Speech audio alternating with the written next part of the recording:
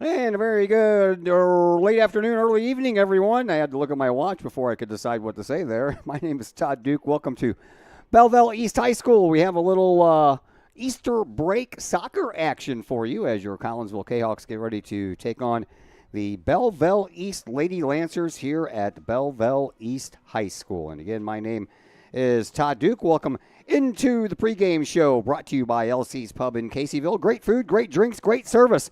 All served up daily at LC's Pub in Caseyville. 605 North Main Street in Caseyville. Give them a call for carryout orders. That number is 618-855-9007. Well, no JV game here today, and that kind of set everything back a little bit. We have, since there was no JV game, I got here at 4:30, to do my usual setup, and the press box didn't get opened up until maybe 20 minutes ago.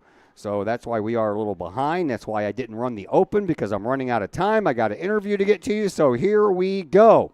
Collinsville comes into this contest with a 4-5 record. They are 2-3 overall under their fourth-year head coach Jody Munoz, who is 17-50-8 to this point in her career. Belleville East, they are 5-6, 1-4 in Southwestern Conference play. James Chambers is their head coach. He's into his seventh season in that capacity and has a 46-63-9 record. Collinsville, they come into this Southwestern Conference road game here at Belleville East with back-to-back wins for the first time since the 2022 season.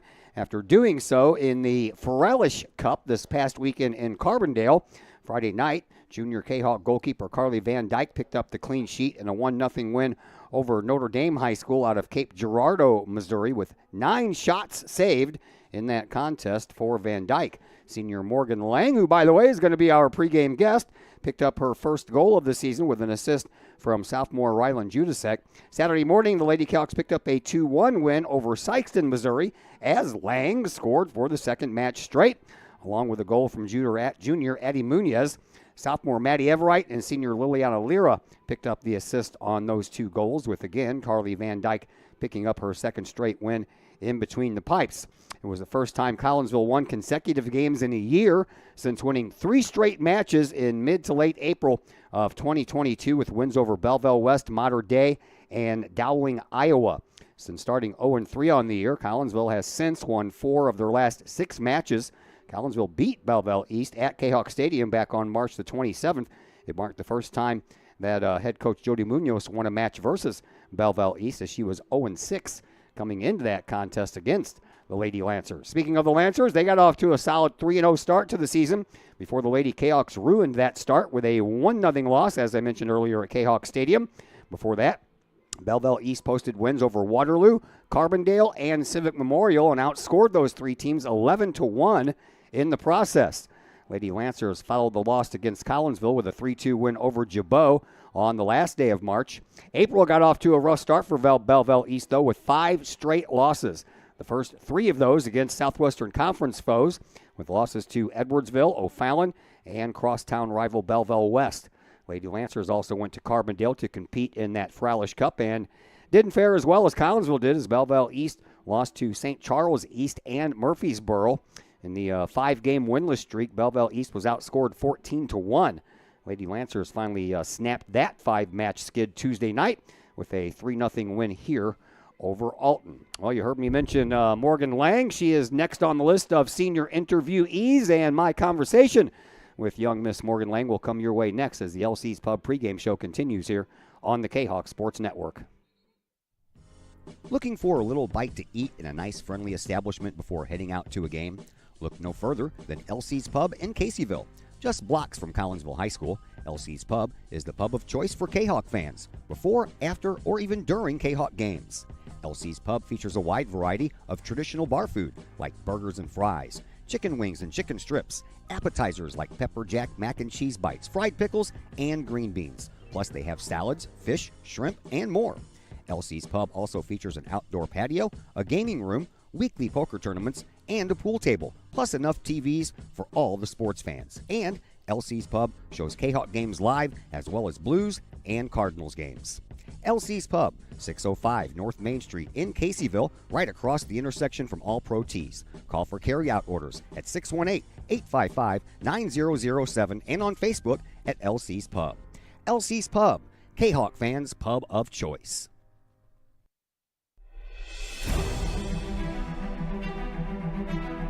At Visionary Wealth Advisors, we empower you to see your future before it's your future, to create your inheritance,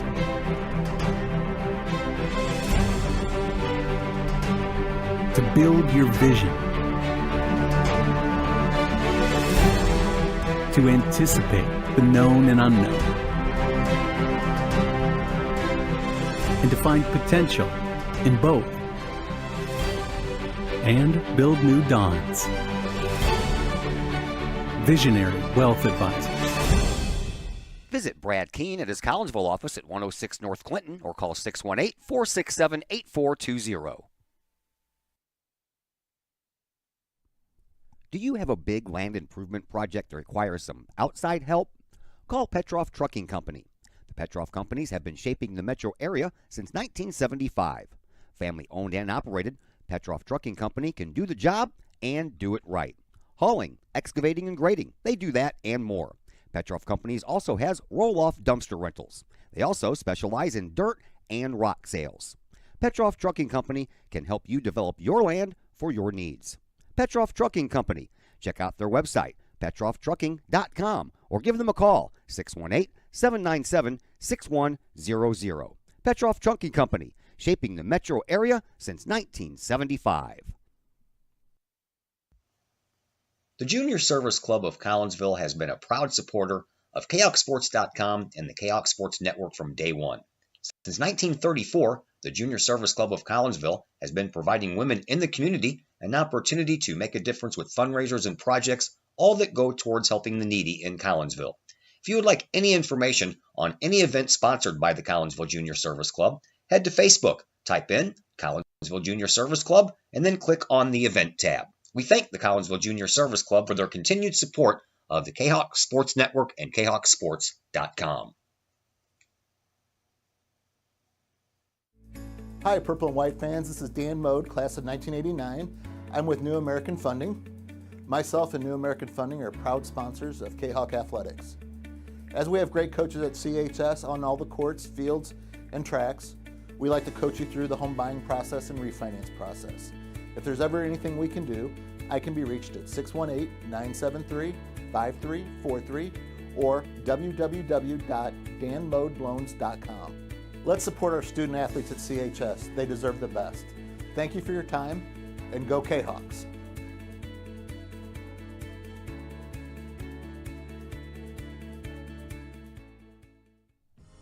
Looking for a little bite to eat in a nice, friendly establishment before heading out to a game? Look no further than LC's Pub in Caseyville. Just blocks from Collinsville High School, LC's Pub is the pub of choice for Kahawk fans, before, after, or even during Kahawk games. LC's Pub features a wide variety of traditional bar food like burgers and fries, chicken wings and chicken strips, appetizers like pepper jack mac and cheese bites, fried pickles, and green beans. Plus they have salads, fish, shrimp, and more. LC's Pub also features an outdoor patio, a gaming room, weekly poker tournaments, and a pool table, plus enough TVs for all the sports fans. And LC's Pub shows Kahawk games live as well as Blues and Cardinals games. LC's Pub, 605 North Main Street in Caseyville, right across the intersection from All Pro Tees. Call for carry-out orders at 618-855-9007 and on Facebook at LC's Pub. LC's Pub, Kahawk fans' pub of choice.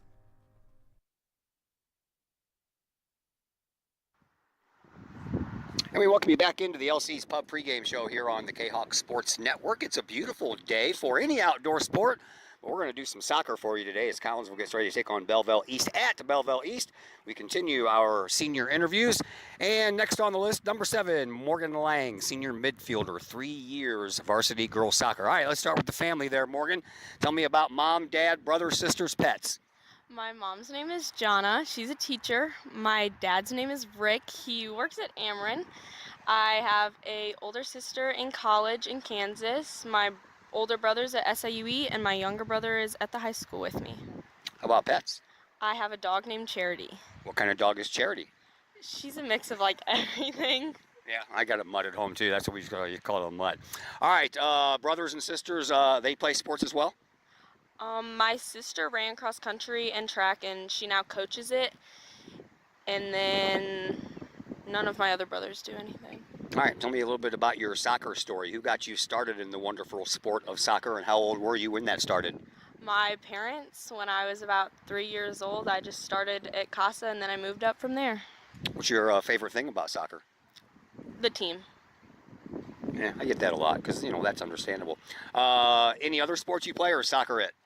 I did cross country all throughout high school and 7th and 8th grade, and then I ran track last year. If there was a sport that you would love to be good at, but you're like, I can never do that, what would it be? Gymnastics. That's pretty cool. All right, favorite things category. These are your favorite things, not mine. No one wants to know about my favorite things. All right, favorite sweet snack. Ice cream. Any particular flavor? Okay, got you. Chocolate. All right, got you. Favorite salty snack. Flat pretzels. What's a flat pretzel? They're just they're like regular pretzels, but they're flat. So they're more like a cracker. Yeah. All right. Breakfast, lunch, or dinner, which one's your favorite? Dinner. All right, what's for dinner and who's doing the cooking? Chicken fried rice, my dad. Okay. Got a favorite restaurant? We'll go with Tres Caminos. That's a good choice there. All right, music genre. What is your favorite kind of music? Probably pop or country. Do you have a favorite group or artist in any one of those categories? Noah Kahn, but I'm not really sure if he fits in either of those categories. All right, books, movies, or TV, which one's your favorite? Movies. Got a favorite movie? Tangled. All right, that's good. Let's talk about school stuff, favorites and least favorites. Your least favorite class in high school? English. Sophomore English. I get English a lot. I also get math a lot, though, too. Favorite class?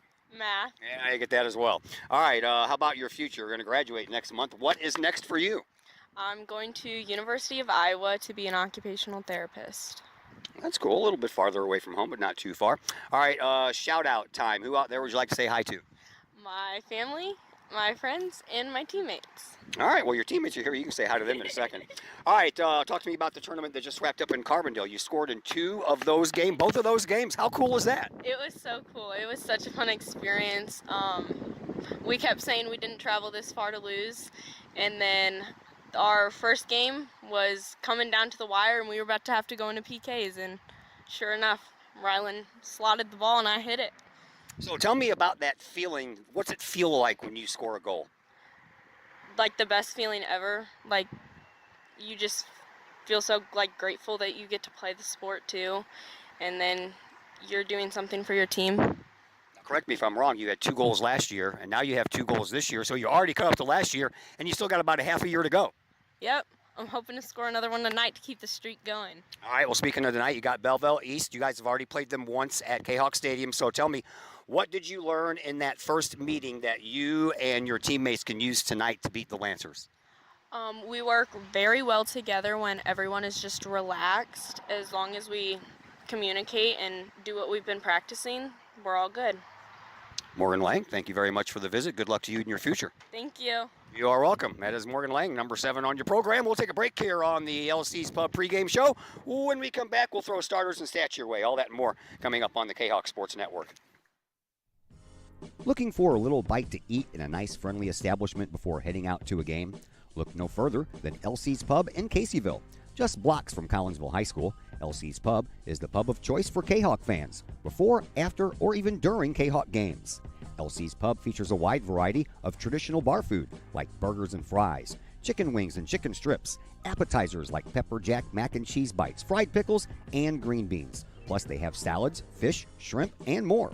LC's Pub also features an outdoor patio, a gaming room, weekly poker tournaments, and a pool table, plus enough TVs for all the sports fans. And LC's Pub shows Kahok games live as well as Blues and Cardinals games. LC's Pub, 605 North Main Street in Caseyville, right across the intersection from All Pro Tees. Call for carry-out orders at 618-855-9007 and on Facebook at LC's Pub. LC's Pub, Kahok fans' pub of choice. Pack Mail of Collinsville, locally owned and operated by Ryan Combs. Pack Mail can ship anything, anywhere. They treat you like a neighbor because, well, you are a neighbor. Pack Mail offers shipping materials and containers, private mailboxes, as well as climate-controlled self-storage. Visit Pack Mail at 407 Beltline Road in Collinsville. Online, We ship stlouis.com or call Pack Mail at 346-4884.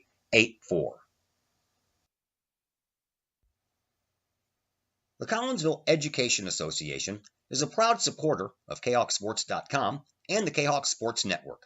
The CEA is your partner as they work to ensure quality education for our children. The CEA advocates excellence and equity in public education and represent over 400 educators in 11 schools in both Madison and St. Clair counties. For more information, you can visit the Collinsville Education Association's Facebook page or the CEA's website at collinsvillecea.org. Collinsville High School alumni Stacy Lauenstein, CHS class of 91, Lisa Bassetto, Sarah Sulke, and Tracy Limp, CHS class of 94, Tony Geisen, CHS class of 96, and Kevin Robinson, CHS class of 99, want to wish all of our Kahawks a great year. We look forward to cheering you on and supporting you. Work hard on the court and the field, as well as in the classroom. Remember, once a Kahawk, always a Kahawk. Hashtag Kahawk Family. Your home is where you feel happy, safe, and secure. So if you see signs of foundation problems like cracks or uneven floors, worrying is natural, and getting it fixed is crucial. Woods Basement Systems understands. We've been solving foundation worries since 1986. Woods experts have the training and equipment to make permanent repairs. So stop worrying, because with Woods, it's fixed forever. Foundation problems don't get better with time, they get better with Woods, the all things basement-y experts. Call or go to woodsbasementsystems.com today. Once again, we welcome you back here to Belleville East High School. My name is Todd Duke. Chris Kettler along here in just a second. Here are your starters. We'll begin with the Belleville East Lady Lancers. In goal will be a freshman, Beth Zimmerly. And in front of Beth Zimmerly, you will find Sydney Barnes, a sophomore, Olivia Miller, a junior, Catherine Gauk, a sophomore, Kendall O'Neill, a junior, Annabelle Sinchin, a senior, another senior in Ava Mincer, Lila Keck, also a senior, and a couple of sophomores, three of them to round out the starters, Nola Dulski and Lainey Burris, as well as Izzy Brunau. For Collinsville, in goal tonight is Carly Van Dyke, the junior. In front of Carly, you will find senior Ella Smith. A couple more for you seniors for you. Morgan Lang, Ava DiGirolamo, and Ella Borum. Rylan Judasek also starting tonight. Peyton Duhadway gets the start. Ashley Giannini back in there after being injured in the Powder Puff football game earlier this year. She is a junior. Addie Munez and Carly Call, also juniors, into the starting lineup tonight. Chris Keller joins us. He's on the camera and the microphone. How are you, sir? Doing all right. Ready to go. It's a beautiful day, and see how this Kahawks team does. They had a few days off this week. Only game this week, and the wind is whipping around here today. Sure is. See if the Cavs can't get on the board here, get some goals, and good things will happen if you can put the ball in the back of the net. I'm telling you, it's been a while since we have done a soccer game that there hasn't been wind involved, and tonight the wind is coming straight out of the south. So for those of you watching at home or on your phones, that is be coming from your left to your right. So Collinsville will be attacking against the wind here in the first half, and they'll have the wind at their back in the second half. Kahawks are out there in the purple shorts and the white jerseys, numbers in purple, and the word Kahawks written across the fronts of those jerseys. Belleville East, they are out here in their all black uniforms. On the fronts and the backs, they have the sky blue numbers, the word East over the tops of the numbers on the fronts of those jerseys. And we are underway with a throw-in for Belleville East as they come in looking to build on their win over Alton in their last game. And, of course, Collinsville comes in here having won 2 in a row in Carbondale. And we'll see if the Kahawks have it in them to pull out 3 in a row. First time since 2022, if they can pull that out. And right now we're just having a throw-in party right here. This young lady for Belleville East, Kendall O'Neill, this is her, third throw-in, and she keeps on moving up about 10 yards every time, and we're going to have another throw-in, but this time it's going to belong to Collinsville. I think the wind got a hold of that one and pushed it out of bounds. Yeah, it went in for a second, was untouched, and went right back out. And it's going to go out again. So we're having a little bit of a rough start here. You got the wind blowing right over that microphone, don't you? Yeah. Chris has got the only open window up here for the camera purposes, and of course the wind not exactly straight left to right. It's got a little bit of an angle, so it's coming a little bit at the press box here. So You might hear that wind every once in a while. And here is Brunau. Brunau takes a shot on goal, and that is a save by Carly Van Dyke. And we'll have our first goal kick restart of this contest. Great job by Van Dyke to get low and get at that one. Now you got to tackle it a little bit here with all this wind. Don't know what kind of bounce it's going to take. Yeah.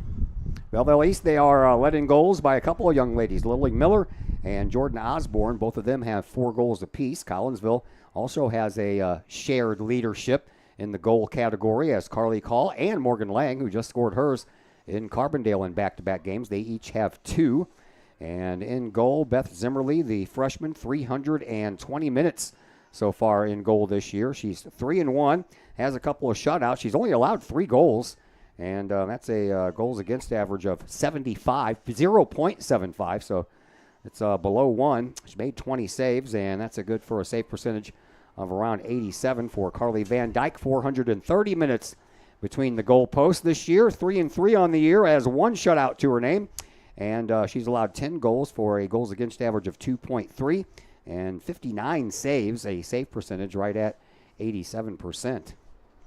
Van Dyke's taking over in goal. The coaching staff was kind of content to play both Van Dyke and Bonemeyer, but since Bonemeyer got hurt against West, it's been all Van Dyke out there. Yeah, whenever Bonemeyer's in goal, Van Dyke's out there as a midfielder. And yeah, they did use her like that too early on. She has been pressed back into goalkeeping duties, as Bonemeyer is trying to work her way back from an injury that she suffered at the game we did at Belleville West was that last month or earlier this month?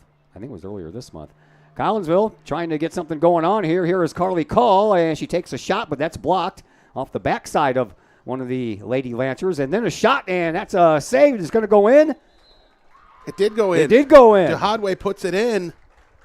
Belleville East had a heck of a time there. They couldn't clear it out. Then it looked like they did, but it fell right to Bahadway, centered, and goalie misplaced it there. Maybe some of that wind, and it's in. And Canucks are on the board 1-0 here, 4 minutes in. That's nice. Got to stop the clock, don't I? And well, they didn't stop the clock. Oh, they didn't. Matter of fact, the clock's still running.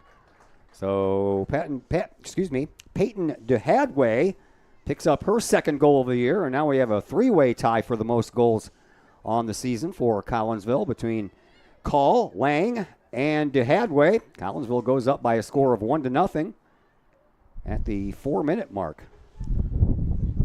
Home game with East, they battled the whole time, kept them off the board, then finally got a late goal. It was about 7 minutes to go or so, something like that, and that was the only goal of the game. Now the Canucks score early here in this game against the Lancers. Yeah, let's hope that we get more than one. I'm hoping so anyway. So Carly Call set that up. She was battling down there and banked it off of a couple of the defenders back there for Belleville East. And then off one of those rebounds off of the defenders, it came right to Hadway. She put it in, and Zimmerly got a hand on it. She got 2 hands on it, as a matter of fact, over her head. But after she couldn't catch the ball, it kind of left her hands and fell behind her, and probably the wind probably pushed it the rest of the way in.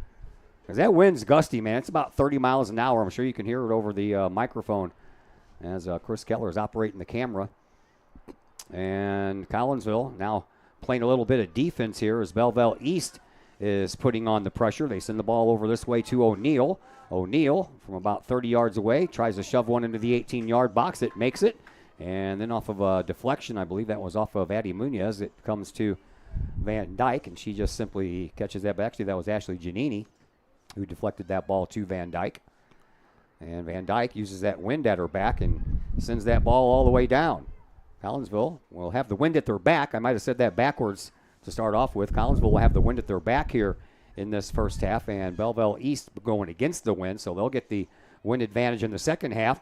Here comes Ashley Giannini. Giannini sends the ball up to Judasek. Judasek trying to send it over to the far side, but it didn't quite make it that far. Comes over here to the near side. Belleville East takes over possession, and here once again is O'Neill. O'Neill sends it up to midfield, but nothing back there, but the ladies wearing the purple and the white. Here is Giannini trying to wrestle the ball away from Brunau.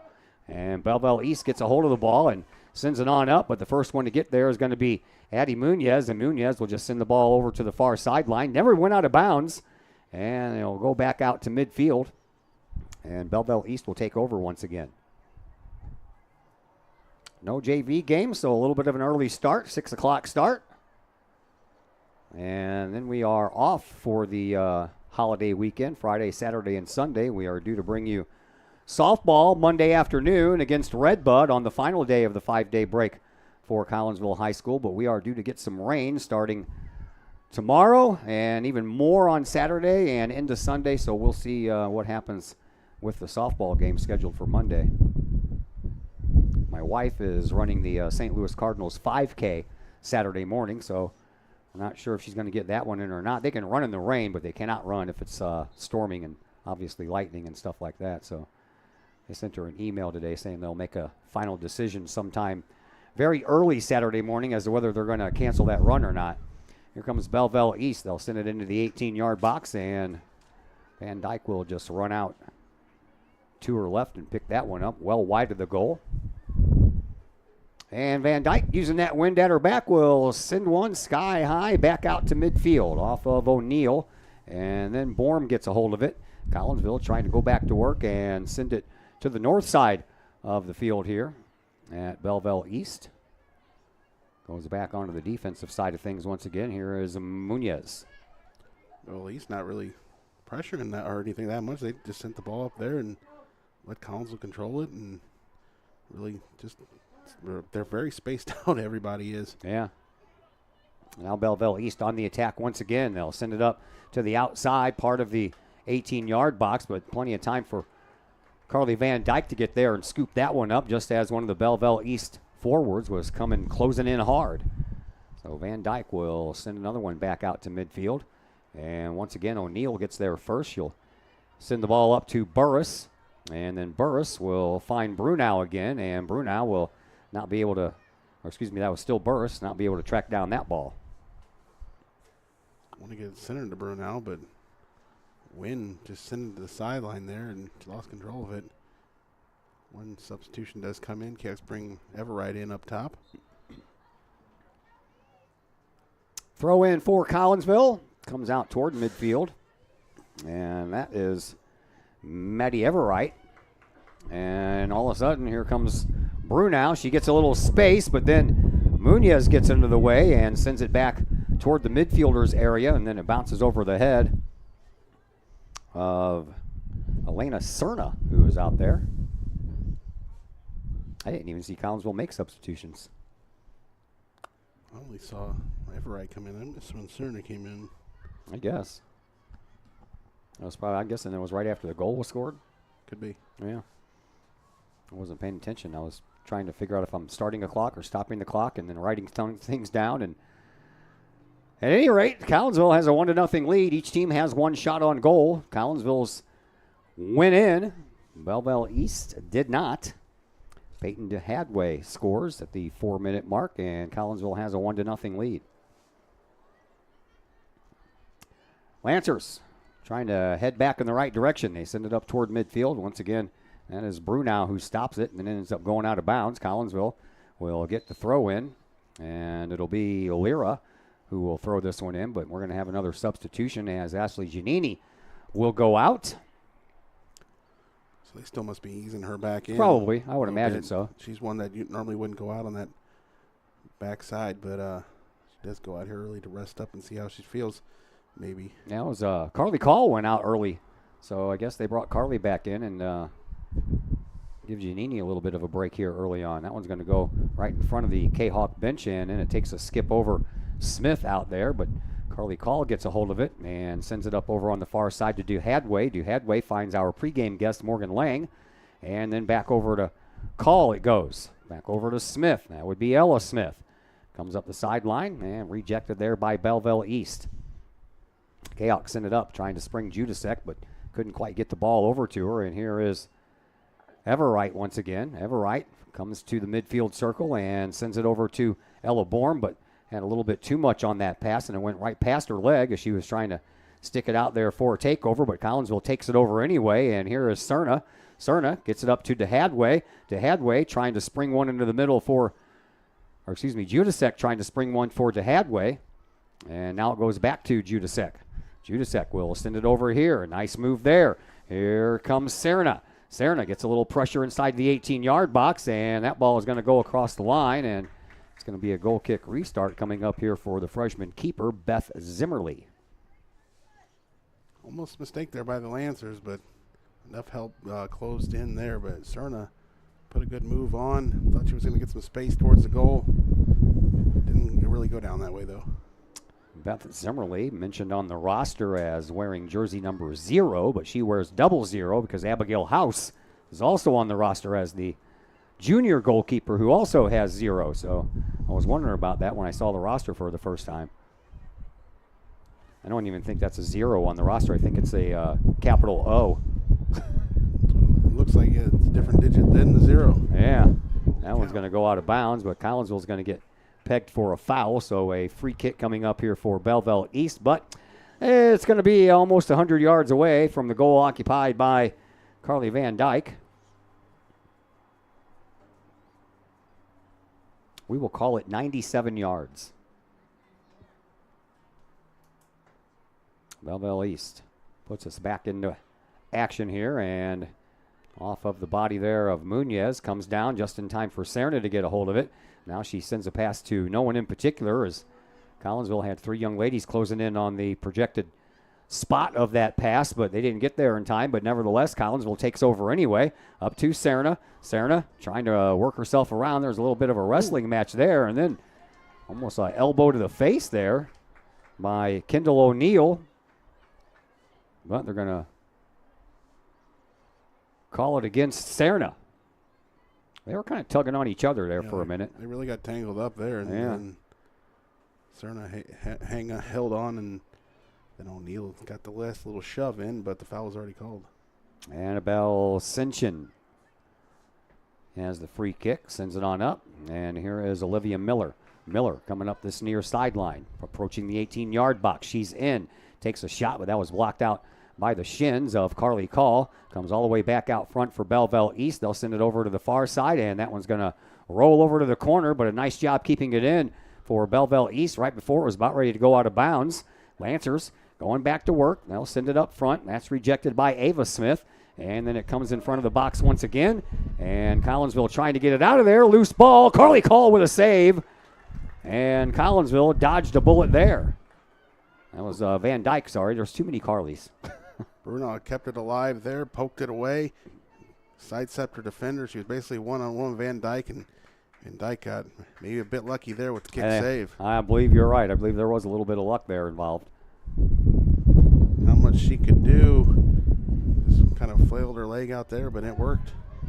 And Van Dyke will come out right before the approaching Laney Burris got there, and Burris kind of bumped into Van Dyke a little bit, but not enough to warrant a call there. So Van Dyke will send us back to work right out at midfield. It takes a Collinsville bounce and will roll all the way down, and I believe that was off of one of the Belleville East players, so that should be Collinsville's throw-in. Yeah, so this really flips the field here. Sure does. Other than the goal, Collinsville. Oh, they're going to switch goalies. Interesting. Yeah, Belleville East is going to switch keepers, so Beth Zimmerly out, and Abigail House will come in. And House has only played 80 minutes so far this year. Has a couple of goals given up. 7 saves. I was going to say, Collinsville hasn't spent much offensive time in the last quarter of the field there, except for the goal. Yeah. And then Zimmerly goes out. Over to the far side it goes. Ends up going out of bounds. It's going to belong to Belleville East. They'll have a throw in from right toward the end of the Lady Kahawks bench. Comes in and pops right back over to the bench side, and now I believe it does go out of bounds.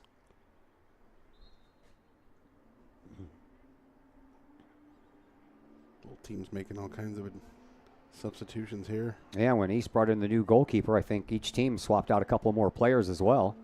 Ooh, that was right off, the face of Giannini, who comes back into the game. Trainer did go over to Zimmerly for a second, but yeah, maybe she was hurt. I don't know.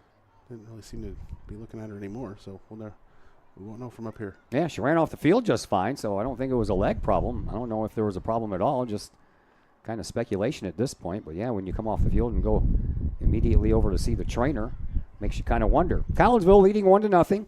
We have 23 and a half minutes to go here in this first half, and the ball comes over here to Ella Smith. Smith sends it up toward midfield, and it's picked up there by Belleville East, but it comes right back to Smith off of her knees, and she couldn't control it, but she finally caught up to it. Sends it over to Giannini. Giannini sends the ball up, and Belleville East will send the ball out of bounds right in between the benches. Ella Borm will have the throw in over there, as Hadway checks back into the game for Collinsville. Borm throws it into Hadway. She circles around with it, sends it on up, but that one's going to end up being behind Serna. Serna was getting ready to break toward the goal, but she realized that ball wasn't going to make it that far and had to retreat. And speaking of retreat, Collinsville will just send the ball back. Munoz to Van Dyke. Van Dyke will return the favor and send it back over to Addy. Over to Smith. Ella Smith looks up. Not a lot of room there, but that goes off of the Lancers player, and Collinsville quickly throws it back in. Comes into Serna. Serna can't control it. Judasek ends up going off of her leg and out of bounds, so now it'll belong to Belleville East. We're approaching 22 minutes left to play here in this first half. Collinsville scored in the first 4 minutes of the game, and that's where we stand right now. Comes to Giannini, and a swing and a miss. Actually, that was Borm. Ella went to kick that one. I think she was probably already looking upfield trying to figure out where to put it, but she took her eyes off the ball long enough, and she swung right through it. Yeah, it seemed like everybody on East gave up on it. It was just going to step back, so no problem there. It just goes back to Van Dyke. Van Dyke sends the ball past midfield again, but it bounces off one of the East players and comes all the way back up. Collinsville will just once again send it back over to Van Dyke. She'll send it back out, but Belleville East is there first again. And the Lancers trying to approach the 18-yard box. They'll send it over to the sideline, and Collinsville will send it out of bounds. So another throw-in coming up here for East.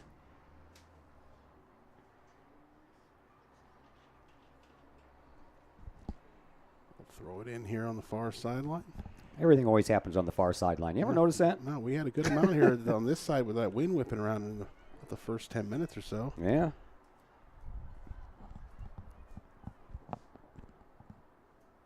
Far sideline is where we will stay. Some more subs. Lots of substitutions going on here early in this one. Well, with no JV game, maybe Belleville East is a little more, sub a little more, get people more playing time, so they're going to be a fresher team out there. So if you're Collinsville, you kind of want to combat that and keep your legs as fresh as you can also. Yeah. That was intentionally banked off of the legs of one of the Lady Lancers, so Collinsville gets the throw in, trying to pick up a little bit more forward progress into the offensive zone here, but right now things seem to be staying on the Belleville East offensive side of the field. Comes back up in front of the Lancers bench, and over on the far sideline, Collinsville intercepts, and Brunau will send it on up. Collinsville, they'll intercept, comes out to Ella Smith, or make that Ava Smith. She pops the ball up, and once again we come back to midfield. To Hadway, trying to give it a chase down, see if she can head it in the right direction, but so far unsuccessful with that. And the Lancers come up that far sideline once again until they run right into Ashley Giannini. And Giannini zigzags through traffic, sends the ball up, but the first one there belongs to the Lady Lancers, and the Lancers will send the ball back toward the goal occupied by Van Dyke. Now back out to midfield. Serna there. She tries to settle the ball down and tries to find an open teammate. Does so in Ashley Giannini. Giannini sends the ball up past the midfield logo, but to Hadway was a couple of steps behind it and couldn't control. Belleville East gets the ball back, and they go back to work trying to make that offensive push. And there's a nice job by Munoz to get in the way. No call on the play. Comes right into the middle, and Smith will send it back out. Collinsville trying to wrestle that ball away once again. To Hadway almost tried to do the pickpocket thing and almost got away with it too, but now the Lancers will just send the ball back to their defensive three, and then Serna will try to disrupt that motion for a moment. And over here on the near sideline, Kendall O'Neill. She couldn't control the ball and ends up going out of bounds, and Collinsville will have a throw-in. Belleville East will make a 2-player swap. Collinsville will make a 1-player swap. Ella Borm goes out. And Liliana Lira will take her place. I catch their breath there. There was a lot of passing, a lot of movement from each side of the field to the other. It's a gorgeous day, other than that 30-mile-an-hour wind. But since that wind's coming out of the south, I believe on the way here, my car said it was 75 outside, so it feels nice. I'm wearing a T-shirt, so that's different. This time of year, you got to have plenty of choices in the wardrobes. You got to have jackets and sweatshirts and T-shirts and all kinds of stuff. Here's a chance for Miller. Miller comes all the way around to the edge of the 18-yard box, shoves one right into the box. Collinsville's got enough players back, though. Belleville East got there, and then they take a shot, and it goes over the goal and past the uprights of the football field as we have 17 and a half minutes to go here in this first half. 1-0 on a goal by Peyton DeHadway at the 4-minute mark of this first half. I think if you're East, you'd like to be a little more patient there. You got down deep, down in the goal box there. You end up passing it back out, centered it, and settle for the one shot that ends up going high. You like to keep the pressure on, make Collins' defense work a little more other than just settling for a one-timer. Yeah. Comes out with a throw-in. Collinsville to midfield. Back into their offensive zone. Some places Collinsville has not spent a lot of time in these last few minutes. Kahok still only have the one shot on goal, but it counted. Yeah, only the time they've really spent deep down in the zone was the time that resulted in the goal. Well, Belleville East has 2 shots on goal, but Van Dyke has saved both of those. Over on the far side, sent out of bounds, and now a loose ball at midfield, just kind of ping-ponging around everything, or pinballing around everything. Now Belleville East will slow it down, and Collinsville gets in the way of that. Carly Call got her shins out in front and went right off of her legs and out of bounds. Kahawks get the ball back. Here is Morgan Lang, our pregame guest. She sends it out to midfield, and now we're going to have a call against the Lancers, as that was Annabelle Sinchin, who kind of just bowled over. She really extended the arm there and just took her out as she reversed course there. Ashley Giannini from about 60 yards away will send this one into the wind, so should get a nice push, and it takes a bounce all the way into the 18-yard box where Abigail House comes up with the save. House, the junior keeper, sends it back out toward midfield, going against the wind, off of the head of Miller. Smith tried to step in front and take over that ball, but it bounces its way over to Munoz. Munoz sends the ball on up. Intercepted once again by the Lady Lancers at the midfield circle, and then over here toward the near sideline. Here is Miller. Miller will send it back over to midfield and let the defenders take a chance on bringing it on up, which they do. Collinsville, nice job by Giannini. She broke free, gets it over to Judasek. Judasek comes outside of the circle and sends the ball up. She had Serna over here, probably wide open on this near side sideline, but I don't know if she saw her or not. Now it goes right past Lang and bounces right over to DeHadway. DeHadway will find Serna. Serna will tap the ball on back to Ella Smith. Smith gets the ball on up for Collinsville's Ava DiGirolamo. And that one goes out of bounds off of the shins of Kendall O'Neill. We've had a lot of shin balls here today so far. That had a thud to it. And now Collinsville will substitute. Serna will go out. And Maddie Everett will check back in. Throw in coming from Ella Smith. Does so to Judasek. Judasek tried to slow the ball down. Ooh, that's, man. In the face. Man, I'm telling you what. So, you wanted to come back in the game, did you there, Ava DiGirolamo? Well, how about a soccer ball to the chin? Stepped right in front of that one and got some chin music there. Yeah, no kidding there. Just under 14 minutes to go here in this first half. 1-0 in favor of Collinsville. Ella Smith throws the ball in for the Lady Kahawks to DeHadway. DeHadway took that one right off of the ankle there of Olivia Miller, much to the chagrin of Belleville East, and now they're going to change it, aren't they? Yeah, Miller said she thought that the ball was put out of bounds by Collinsville, and eventually the sideline judge over here changed his mind and gave possession back to Belleville East, but their throw-in goes out of bounds, so Collinsville will take over once again as we have a little action over here on this near side sideline. Here is Ella Smith. She'll send the ball up trying to find DeHadway, goes past her, and settles down for Reese Erkman for Belleville East, and then they'll send it out of bounds right into the hands of the head coach for Belleville East, Mr. James Chambers. Popped up. Softball lost today. What'd you say the score was? 18-0? Yeah. Yeah. Yeah, I took in a couple innings of that. The wind blowing in, too. That wind was kind of blowing more straight in on the field and did cause some havoc on some pop flies. Yeah. They had a baseball game going on right behind us here in the press box when I got here. I believe it was the Lancers hosting Jabot, if I'm not mistaken. There's an opportunity for DeHadway. Already has the one goal. She brought it in but couldn't control it, and Abigail House sends the ball out of bounds. And a throw-in coming up here for Collinsville. We have not had a corner kick yet in this game, which is surprising with that wind. You think the wind would get a hold of one and send one over the line, even by accident. Here is Judasek. That ball goes out of bounds. Another throw-in will be coming near the corner kick flag. Yeah, any corner kick would be pretty interesting to see how the wind kicks up. Yeah. Another throw-in inside the box and then back outside. And into the corner it goes. Everwright takes that one and sends it right off of the legs of Olivia Miller. So another throw-in for Collinsville. This one will come farther out of the box to Lang. And Lang accidentally kicks that one out of bounds, so now it'll belong to the Lancers as we have 11 and a half minutes to go here in this first half. Nice, bright, sunshiny day. Enjoy it while you can because you're not going to see it again until probably Tuesday. I think we'll get most of the day tomorrow. Well, no, I guess the clouds will build in before the rain comes. Yeah. It'll be a sunshiny day.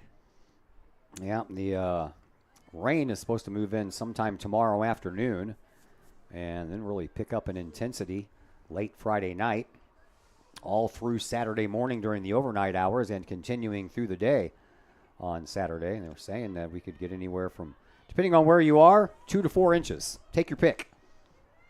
We had a lot of rain a couple of weeks ago. We don't really need that much more. Sprinkled a little bit this morning. And then the skies cleared up. Turned into a nice day. Here comes Collinsville. Canucks are up 1-0.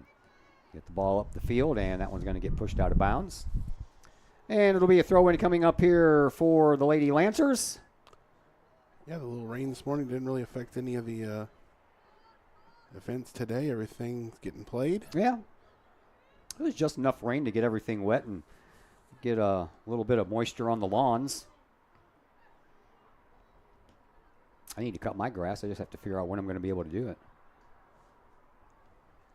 Got the Grands coming in tomorrow. Plan was to go to the zoo Saturday, but I don't think that's going to happen either. Back out to midfield we go, and the Lancers send it over to the far sideline, and trying to send the ball upfield was Burris, I believe. Too hard to tell that far away what number it was, but she ended up sending it right out of bounds instead. Back over to the far sideline we go, and we're going to have a whistle on the play, and it's going to be a foul against, well, I guess not, throw-in. Just went out. Yeah. Only like 2 fouls been called. Been a pretty clean game. Yeah. Just a lot of things. Everything's gone out on the sidelines. Nope. Like I said, no corner kicks. Yeah. Carly Call kicks that one over her head backwards. Well, getting popped up a lot there, and this will work out for the Canucks. Yeah. Throw-in coming from the far side. And the Cayhawks go back to work just outside the 18-yard box. They'll send it on back. And trying to chase it down there is Lang. She finally gets to it, sends it over to Munoz. Addy will go ahead and just tap it on back to Ella Smith. Smith with her head up. Looked like she was going to kick it. Instead, she ran with it and now sends it back over to Lang. And then Collinsville sends it back up, trying to stay forward with the ball. Popped up over here. That's going to be offside. That is an offside call. Sideline judge threw his flag up almost immediately after that one. Had to be close. Yeah, Maddie Everett was just a little bit ahead of the defenders. I think the defenders switched on her. I think her mark was the second one back, and then it switched on her, and she didn't quite pick that up. So a free kick coming up here for Belleville East as we approach 8 minutes to play here in this first half. Woods Basement Systems halftime show coming up for you at the end of the first half of play. We know about the Lady Chaos score. Cardinals are in New York, a 4-game series beginning tonight with the Mets and the Blues. They don't see action until Saturday when they get underway in the NHL playoffs at Winnipeg, 5 o'clock Saturday night. I'm looking forward to that as the Lancers send that ball all the way over to the far side out of bounds. And a couple more substitutions, 2 for Collinsville, 1 for East.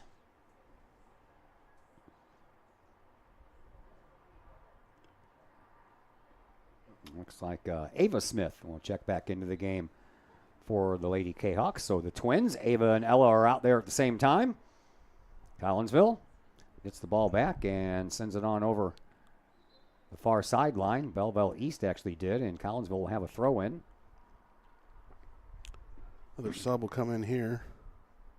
Hopefully the Chaos can get this toss up in the box here and get some pressure on here, not just give up space like they did on the last throw-in that was deep, but this one was cleared away. Yep, Ella Borm checked back into the game. Loose ball picked up by Belleville East, and a nice move there by Brunau to get around Giannini. Now a loose ball over to the far sideline. Lancers have 2 girls back there, but that was a nice little hip check going on over there by Addie Munoz. She kept everyone from getting to that ball. Yeah, she just put her head down when chasing for that one. With 2 runners coming up on that far sideline for Belleville East, she knew she had to get to the ball. Far sideline is where we will go again. Here is Ashley Giannini. Lost track of the ball. Comes out to the center. Collinsville got there first and blocked it out. Now a couple of girls get in their way. 2 Lady Kahawks almost ran into each other, and that kept the ball into the 18-yard box, and Collinsville got very lucky that there was not a Lady Lancer standing there waiting for that loose ball to find them. And the Lancer was a late arrival. I don't think she thought it would just carry them off the 2 Kahawks and back up. If she would have been there, Johnny on the spot, she might have got a shot. Yeah, that one's thrown in and right off of the head of Giannini. Giannini then uses her leg and gets it out of there even farther. Belleville East got there first, keeps the ball into their offensive zone, and the Lancers will send one up right into the front of the 18-yard box until Giannini finds the loose ball and sends it back up to midfield. Trying to chase it down is Senshin. Senshin lost control of the ball. Collinsville finds it. They send it back into the midfield area, and that was intended for Morgan Lang, but it never did make it to her. And what are you doing over there, man? I'm like, why do I have this thing going on in my ears? Sorry about that. Lancers find the ball, send it back up to midfield off of Giannini's head and back to the logo area. Lancers will take over once again, but they're going to go backwards with it and send it back to the defense. Here is Kendall O'Neill. O'Neill sends the ball up, but Munoz uses her head to send it back in the direction Collinsville wants it. Ella Borm taps the ball back over to Addie. Now it comes up to Ava Smith. Smith puts on a nice move. That ball, whoa. Well, she got tugged a bit too. Yeah. So all in all, it kind of cancels out. Ella Smith will throw it in, trying to find Borm. Instead, it pops around for a little bit, and then we'll get sent out of bounds again, and it'll be another Collinsville throw-in, once again handled by the senior Ella Smith.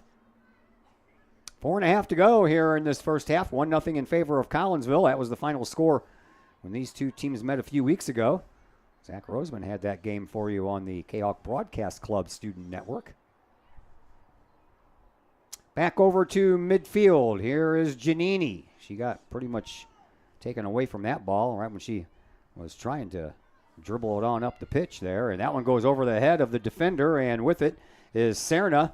Serna looking for a little room to move, and will finally send one toward the goal, and that's a save by Zimmerly. Only Collinsville's second shot on goal, so each team now with 2 shots on goal in this contest. Not a lot of help there on the near side. So Cerner went ahead and went with the shot. Tough angle. Yeah, really no one open to pass it to. Shadows are starting to get a little long here at this end of the field, as House sends it back out and out of bounds. That is off of Kendall O'Neill, and she is not very happy with herself. So that'll allow Ella Smith with another throw in here for Collinsville. Trying to find a young lady. That's her sister. Ava Smith was kind of in between two defenders. That was a nice move there by Munoz. Munoz comes up, has some room to dribble. We'll send it over here to the sideline to Ava Smith. Ava will send one up, but there wasn't anyone there to help her out. And that ball just kind of trickled to Abigail House, and she just picked that one up. Looks like the baseball game might be done behind us. And a couple of the players down here below us with their bag full of equipment with the bat sticking out of them. Comes back over to Smith. She'll try to retreat. No such luck there. Ella Borm trying to tap the ball over to Ava Smith, but instead she finds Reese Erkman. Back out to midfield, though. Collinsville tries to control the ball, and Ashley Giannini had that one taken right out from underneath her foot. And then the Lancers will send the ball back up. They got a girl on the far sideline with a head of steam, but she runs into you-know-who. Yeah. She's everywhere. I'm telling you, man, you do not want to get into the way of Addie Munoz. She's down here nearly creating an offensive opportunity, but now she's back here on the other side with some shutdown defense. Yep. Closed off that gap just in time. She'll let that one go past her and roll right to Van Dyke. 2 minutes to go here in this first half. 1-0 in favor of Collinsville. And Dyke will send this one down. Yeah, that's probably the last time she's going to be able to have the wind at her back, and that one ends up taking a hitting off the side of her foot and ends up going out of bounds. Lancers will bring in 3 here. My last substitutions of the half. We're going to have a minute and a half to go. 90 seconds left to play here in half number 1. Throw in coming up here for O'Neill. O'Neill sends the ball in, and off of the feet of the player, I believe that is Alina Lockridge. First time I've called her name. And Munoz will try to chase this one down, but instead it'll go across the sideline right by the corner flag. 1 foot over to the other side, and that's over the end line. And it would have been a goal kick restart. Instead, it's a throw-in. Here is Munoz. She'll send the ball out of bounds, and it'll be a throw-in now for the Lady Lancers. And once again, it is O'Neill. Under a minute to go. O'Neill throws the ball in, but Munoz is there. Got that one off of her head. And then it settled down for the defense. Collinsville comes away with it. Here is Everwright. Everwright will turn, give it to Giannini. Giannini will use that wind at her back and send it all the way downfield, but Belleville East and their defender down there played it perfectly right off of the head and right back out into the offensive zone. Collinsville tried to get it back to midfield. Didn't have any luck doing that. Here is Ella Borm with a hip check, and down goes one of the Lady Lancers. It'll be a free kick coming up here for Belleville East. And here once again is Kendall O'Neill. Now she's going to give way. And as time is ticking down, a shot into the wind, and that one is going to bounce over everyone and go right to Van Dyke. And she can hold on to it, and the rest of the seconds will tick away, and we will go to halftime with Collinsville ahead by a score of 1-0 on an early goal by Peyton DeHadway. Time for us now to transition into the halftime show, brought to you by Woods Basement Systems in Collinsville. If you got some water issues going on in your house, well, Woods Basement Systems, that is their specialty. Working to keep homes dry since 1986. You can give them a call at their Collinsville headquarters, and that number is 618-708-4055. We have the halftime show. That's coming your way next on the Kahok Sports Network.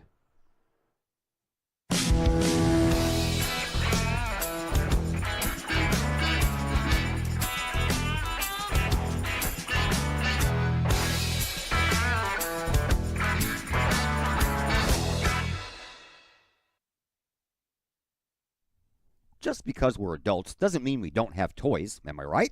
If your adult toys consist of boats, campers, or RVs, then you need to call the GASA storage team of professionals. Winter weather in the Midwest can be quite harsh, and finding a place to properly store those expensive toys for winter can be just as rough as a Midwest winter. That's where the GASA storage team comes in, with outdoor self-storage and covered storage for your toys. They even have tractor-trailer parking. conveniently located at Horseshoe Lake Road and 111 in Pontoon Beach. GASA Storage, for the safe storage of all of your toys. Contact the GASA Storage team, gasastorage@gmail.com, or call today, GASA Storage Team, 618-797-6100. Old Herald Brewery and Distillery in Collinsville produces their own spirits and beer on site, right at the restaurant. Pair that with some of the most unique menu items around the entire metro area, and you can see why they are such a hit. They can handle you and your family, or they can handle you and your group. Throw in the occasional live entertainment, and you can see why Old Herald Brewery and Distillery is a must-stop destination in Collinsville.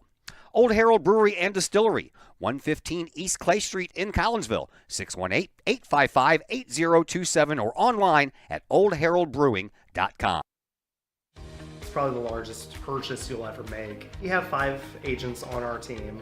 We cover about an hour radius around St. Louis. We grew up here. We know every town like the back of our hands. Our job as realtors is helping someone find their dream home, whether it's a family or an individual. We just want to do everything that we can to keep the process as simple and as stress-free as possible for you. The Blaylock Group, the official realtors of the Kahok Sports Network and Kahok Athletics. Todd Duke here, proud member of the Collinsville Educational Assistance Association. Whether you call us teachers' aides, paraprofessionals, or educational assistants, it all comes down to one thing: taking care of students. More importantly, your student. Yes, we are there for the teachers, and we help them in any way possible. But our goals are in line with our teachers, in that we want to see our students succeed at not only being a student, but well beyond that as we ready them for the world outside of the classroom. We are Union Strong. We are Kahok Strong. We strive to help students reach their potential. We are the Collinsville Educational Assistance Association. Go Kahawks! The Old Herald Brewery and Distillery in Collinsville presents the Sports Page Lounge. Come check out Collinsville's newest destination for your sports viewing pleasure. The Sports Page Lounge features a 14-foot 9-screen video wall with games across the spectrum, from college football and basketball to the NFL, NHL, Major League Baseball, and NBA. Pair that with tastefully crafted libations from the Old Herald Brewery and Distillery, and you have the perfect atmosphere for your sports viewing pleasure. The Sports Page Lounge, next to the Old Herald Brewery and Distillery at 115 Clay Street in Collinsville. Call 618-855-8027 for more information. The Sports Page Lounge, a new experience for sports lovers in Collinsville.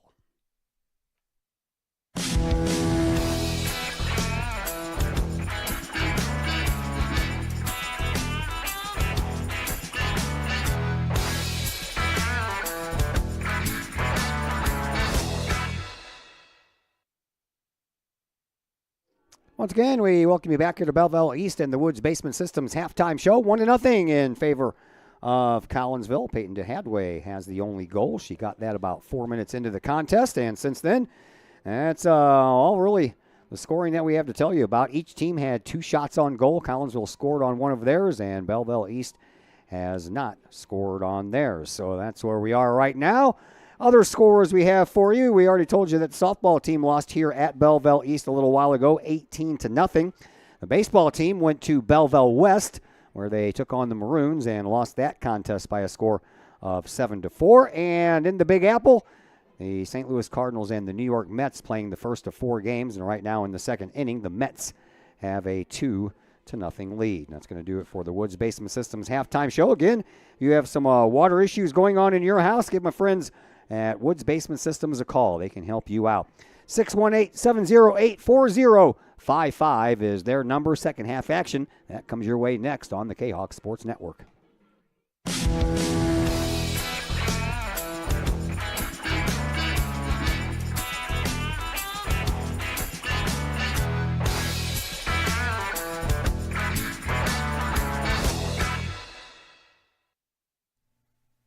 Lottie's Cafe, Collinsville's hidden gem.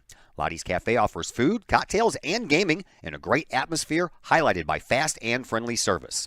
Lottie's Cafe also offers a unique menu that features soups and salads, sandwiches and paninis, pizza and flatbreads, appetizers and desserts, as well as breakfast. That's right, we said breakfast. Unique breakfast items such as a breakfast stromboli, a breakfast BLT, and breakfast burritos. Lottie's also offers creative cocktails, a wine bar, the coldest beer around, and a video gaming area for those 21 and older. And don't forget the Lottie's Cafe gift certificates. Lottie's Cafe, Collinsville's hidden gem. Check them out online at lottiescafe.com, on Facebook, or in person in the Strip next to the Walmart Neighborhood Market. Or call Lottie's Cafe at 618-223-8256. Lottie's Cafe, Collinsville's hidden gem. Keep your ride shiny and clean with Extreme Details Vehicle Detailing in Collinsville. Owner Jay Merkel and his crew at Extreme Details believe in the value of community and in helping their community hold the value of their vehicles with a sharp-looking, clean ride that you and your community can be proud of. Extreme Details can handle any job, whether you drive a small car, an SUV, or even a bus or RV. No job is too big or too small at Extreme Details. Extreme Details offers scratch and oxidation removal, no matter what you drive: cars, trucks, motorcycles, boats, and more. Plus, Extreme Details can handle fleet vehicles for you and your company. Call Jay and the gang at Extreme Details at 618-977-1224. Check for periodic specials on the Extreme Details Facebook page. Put the shine in your ride with Extreme Details, 618-977-1224. Lakeside Roofing in Collinsville. Let the professionals at Lakeside Roofing protect your most important investment, your home or business. Have the elements taken a toll on your roof system? Notice a leaking roof? Maybe it's time for a free roof inspection. Regular maintenance can extend the life of your roofing system by 10 years or more. Lakeside Roofing is your winning team for commercial and residential roofing systems. Lakeside All-Star professionals have installed, repaired, and maintained hundreds of roofs on both sides of the river. Call Lakeside Roofing today at 618-344-2800 in Collinsville or 314-241-5253 or online at lakesideroofing.com. Choose experience, choose Lakeside. First National Bank of Waterloo, with over 100 years serving the Metro East. Visit First National Bank of Waterloo at their Maryville and Collinsville locations, and now in Marissa, St. Laborie, and New Athens for all of your banking, mortgage, and lending needs with super low closing costs and low construction loan rates. When you need a loan, call the Collinsville team at First National Bank of Waterloo at 618-345-1121 or visit their Maryville or Collinsville locations or online at fnbwaterloo.bank. Visit First National Bank of Waterloo, member FDIC, equal housing lender. Mike's Automotive in Collinsville is a T3 certified tire dealer and so much more. Sure, Mike's Automotive has tires. They can also help with making sure your entire vehicle is road ready, from belts and hoses to preventative maintenance like oil changes and tire rotation. Plus a lot more than that. Mike's Automotive has 3 locations to choose from: Mike's Automotive in St. Louis and Millstadt, and Mike's Automotive in Collinsville at 1150 St. Louis Road, just blocks from the high school. Or call Mike's Automotive at 618-345-0611. Mike's Automotive in Collinsville. VFW Post 1117 in Caseyville is one of the area's longest-running VFW posts. VFW Post 1117 in Caseyville is your place to meet and join other area veterans. Plus, VFW Post 1117 in Caseyville offers all kinds of activities to help our veterans, as well as engaging the public with fun, food, fellowship, and a great time for great causes. Blood drives, fundraisers, raffles, and a Queen of Hearts drawing every Wednesday night. Plus, VFW Post 1117 in Caseyville has event space for your parties, celebrations, and other get-togethers. For more information, check out the VFW Post 1117's Facebook page or call the Caseyville VFW at 618-344-9878. Back here at Belleville East High School, we are underway in second half action. Collinsville leading Belleville East here by a score of 1-0, and now the Lancers will have that strong wind at their back, and Carly Van Dyke, when she has any kind of a goal kick restart, will have to be kicking into that wind. And looking at the flags over here on top of the concession stand, that wind has not died down at all. Coming into the press box a little less, but yeah, it's just as strong. That ball goes into the 18-yard box, and Collinsville trying to fend off I believe that was Olivia Miller. They were trying to fend off there right at the very end. And guess what? We're going to have our first corner kick of this game. This should be interesting. Yeah, especially with the direction that wind's blowing. Canucks really need to be on it here to clear this one out. Kick being taken here by Catherine Gauk. And that one comes out front, and then Collinsville gets a head on it, and then that one will go wide on the ensuing rebound kick. And no damage there for Collinsville. And we'll get our first goal kick restart here for Carly Van Dyke against the Wind. She was routinely sending them past the midfield stripe when she was in goal to your left. Now she's in goal to your right. She's going to keep this one down. Yeah. On the ground and send it. Yeah, that one won't make it. That'll make it about 20 yards short of midfield. But Collinsville finds the loose ball, sends it back up into the logo area. But Belleville East will take over from there. Collinsville trying to intercept and still trying. Carly Call over there trying to wrestle that ball away, her and Judasek. We're successful to a point as Collinsville will have to defend a throw-in over there. Right in front of their own bench, the ball went out of bounds. Throw-in coming up here for Belleville East, but Smith got her foot on it first. But Belleville East, they'll find it next and send it right back to the middle of the field. And then over here onto this far side, that is Ava Mincer, and Mincer couldn't catch up with it before it goes out of bounds. So a throw-in for Collinsville. And it's going to come right from the corner kick flag. Dangerous territory. Got to get this one in and get it cleanly. That one's going to go off of a body and end up going out of bounds. It'll be another throw-in coming up here for the Lady Kahawks. And it will be Liliana Lira who will take this. She throws it in and off of the head of Mincer and back upfield. And now it'll be Belleville East's turn to throw this one in. And it will be Mincer who will take care of that. She throws it over everyone's head, and that's going to go across the end line and turn into a goal kick restart here for Collinsville. Ava DiGirolamo is next on the list of seniors to be interviewed next time we have a Lady Kahawk soccer game. Been a while since I've had a softball game, man. I got the season opener in, and then the rains have kind of ruined my schedule since then. And looking like we're poised to have that happen again on Monday when Redbud is coming to town to take on your Lady Kahawks, but we'll see. I also have plans to go golfing with my dad that morning, but I don't think that's going to happen either. Nothing worse than a soggy golf course.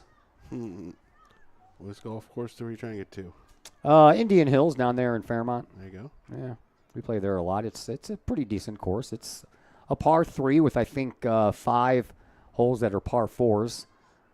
And it's cheap, so we like it. Ooh, a little shove inside there, and Brunel got called for that one on Giannini. Yeah, and Giannini's going to take the free kick, albeit from about 80 yards away, into the wind as we have played the first 4 minutes here of the second half. That was when Collinsville scored the goal in the first half at the 4-minute mark, so we've reached that point in the second half. Loose ball at midfield. Giannini uses her body and then turns around and fends off the Lady Lancer, trying to get the ball away from her and then kind of trying to outrun one of the Lancers. I believe that is Miller. And Giannini not as fast as she normally is, as she's still dealing with that right leg that she injured during that Powder Puff game. Yeah, she got something wrapped around it. Yeah. It's cut into her speed. Yeah, normally she would have taken off with that ball. She's trying to work herself back up. I saw her at the volleyball game the other night and asked her if she was – I noticed that she didn't have crutches anymore, so I asked if she was going to be able to play in this game. She said, yeah, I think so. So that question got answered. And here is Sydney Barnes. Barnes sends the ball up to Mincer. Mincer tries to throw a pass into the middle of the field, but Collinsville got there and intercepted it. But then the Lady Lancers get a hold of the ball, and Addie Munoz said, I don't want you to get any closer to my goal than that. So she sends one over here to this near sideline and out of bounds, and it'll be an Ava Mincer throw-in here for the Lancers. Off of the head of Giannini, comes over to DeHadway. DeHadway sends the ball over to Call. Carly sends the ball up to midfield. She was trying to find DeHadway, so that wasn't DeHadway. I don't know. Looks like it's going to go against Collinsville, though. So a free kick coming from a dangerous area. It's about 40 yards out. Well, they're going to send it back a little farther. 45 yards out, but with that wind at their back, this is dangerous. Dangerous territory, especially if it takes any kind of bounce. And it's a little bit off the mark and starts heading toward the far side or the near sideline, and then ends up going out of bounds, and it's going to be a goal kick restart here for Van Dyke. 6 minutes gone here in the second half. Collinsville still leading 1-0. That was the final score of this meeting between these two programs at Collinsville. That was, I believe I said back on the 27th of March. Sounds right. Sounds right. It was like the second week. Yeah. History between these two programs is very lopsided. Collinsville is 37-9 versus Belleville East since the two programs started meeting. Collinsville, of course, got their girls' soccer program started in the 1983-84 school year, and Belleville East didn't get theirs started until the 94-95 school year. So Collinsville had a 11-year head start. I think even in those early years of Belleville East, they were still one of the tougher opponents for Collinsville a lot of years in the conference. Yeah, Collinsville 32-9 in the regular season against Belleville East. They are undefeated against Belleville East in the playoffs, 5-0.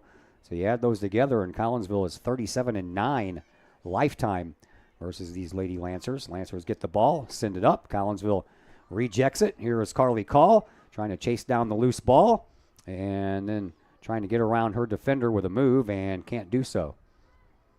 Teams first met in the 95 season. Collinsville played both Belleville schools in back-to-back matches that season, and after beating Belleville West 5-0 that year, the Lady Kahok squeaked out a 1-0 win over Belleville East in that 95 season. First time Belleville East beat Collinsville came in 1999. Belleville East won 2-1. So Collinsville was 6-0 against the Lady Lancers before Belleville East won their first game. Collinsville did come back in that 99 season and win the second game that year 3-1. Here come the Kahawks on offense. And Collinsville trying to push it up. Over to the far sideline it goes. And trying to turn the corner with it. And a crossing pass. And that one goes right to Abigail House, who started here in the second half after Beth Zimmerly started in the first half.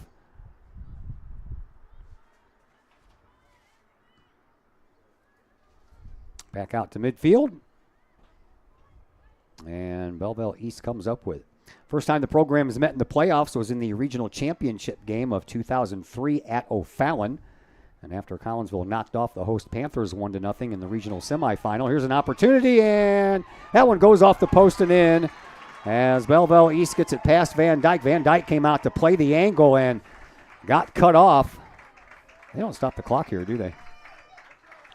She came out to challenge, but Reds are goal by Olivia Miller. who got the goal? Olivia Miller.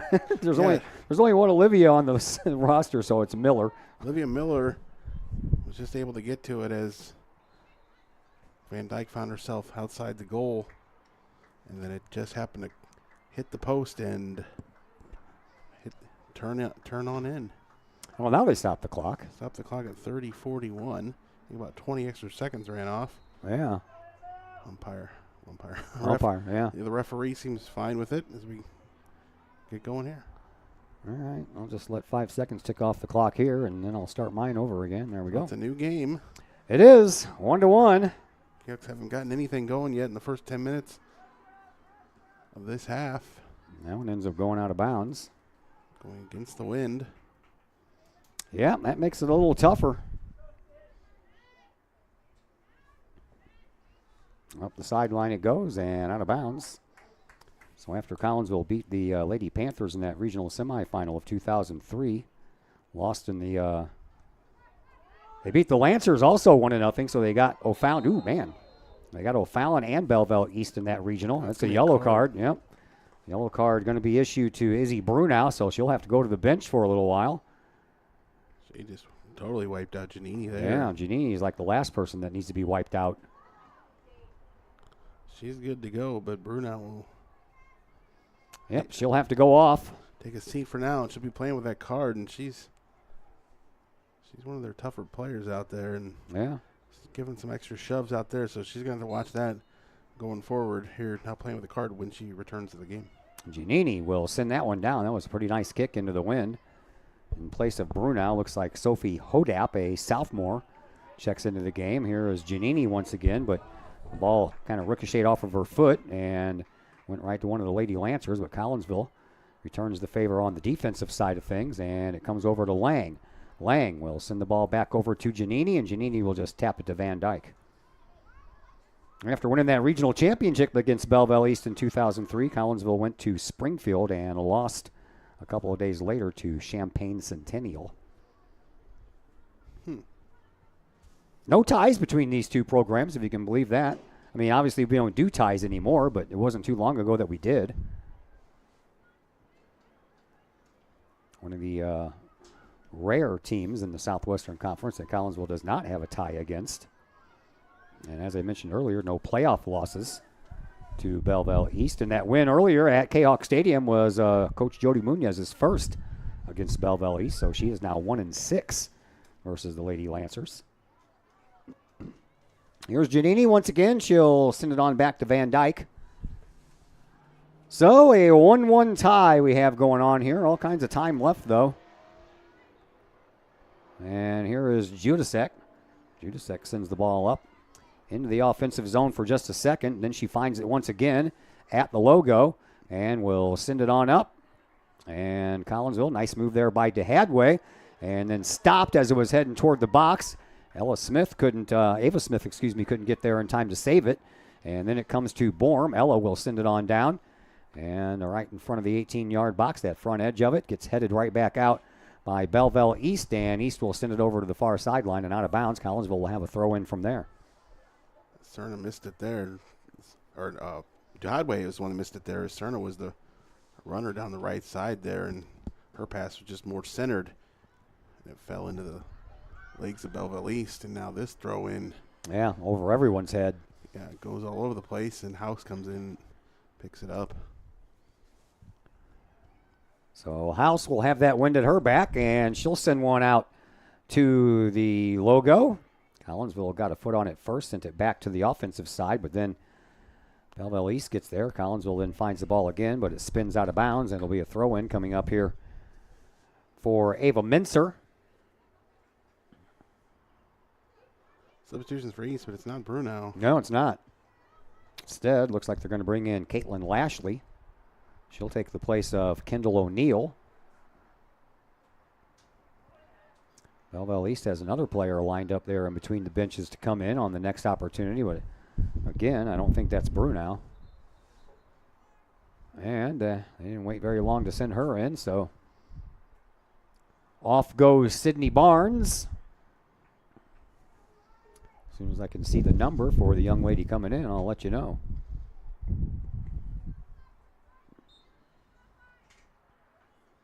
Good luck with that. She's got head of hair long ponytail. Yeah.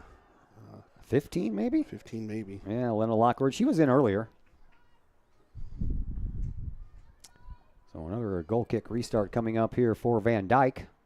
1-1 as we approach 26 minutes left to play. How did I get behind this? I thought I was right on time there. Don't know what happened. Neither do I. Did they stop it somehow? No one noticed? Could be. There we go. Now we're back with the program. Out to midfield it goes, and Lockridge comes up with it. Goes back into the defensive side of things, and then young Miss Ava Smith will take over. Sends the ball up to Lang. Lang to DeHadway, but DeHadway got knocked off the ball. Lockridge once again comes up with it. Here comes Belleville East. Giannini trying to defend, but nice job moving that ball forward there for Hodap. And then it ends up going out of bounds, and it'll be another throw-in coming up here for the Lancers. This one will be handled by Mincer. Mincer into the box. Munez gets it out of the box. Here is Lang, and we're going to have a whistle on the play. And Something happened over there against Belleville East, so Collinsville is going to have a free kick, but it's going to be right on the edge of the 18-yard box. Long way to go. About 100 yards exactly. Here is Giannini. Giannini will send that one out about 40 yards, and that one hits the Hadway in the face. Comes back over to Lang. Lang will send it over to Munoz. Munoz trying to send it over to the far side and trying to find Serna, but that ball got picked up, and now Belleville East with a shot. That one saved by Van Dyke. 4th shot on goal for the Lancers. Collinsville has 3. Each team has scored once. 1-1 is where we are. Van Dyke into that win. Bounces over the head of Lang. Judasek gets a foot on the ball, sends it over to Serna. Serna gets double teamed, finds a way out of it, gets it over to Borm. Borm trying to send it up, does so to Ava Smith.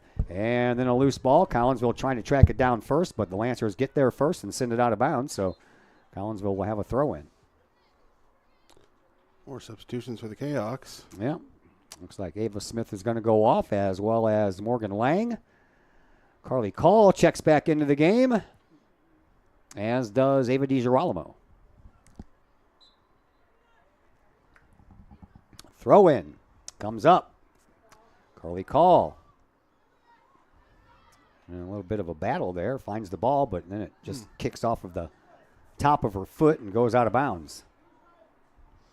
Well, guess not. Here. I did think it went off a call. Yeah. I think a couple of fans down here are throwing their hands up too, thinking the same thing. That is ball back to Giannini.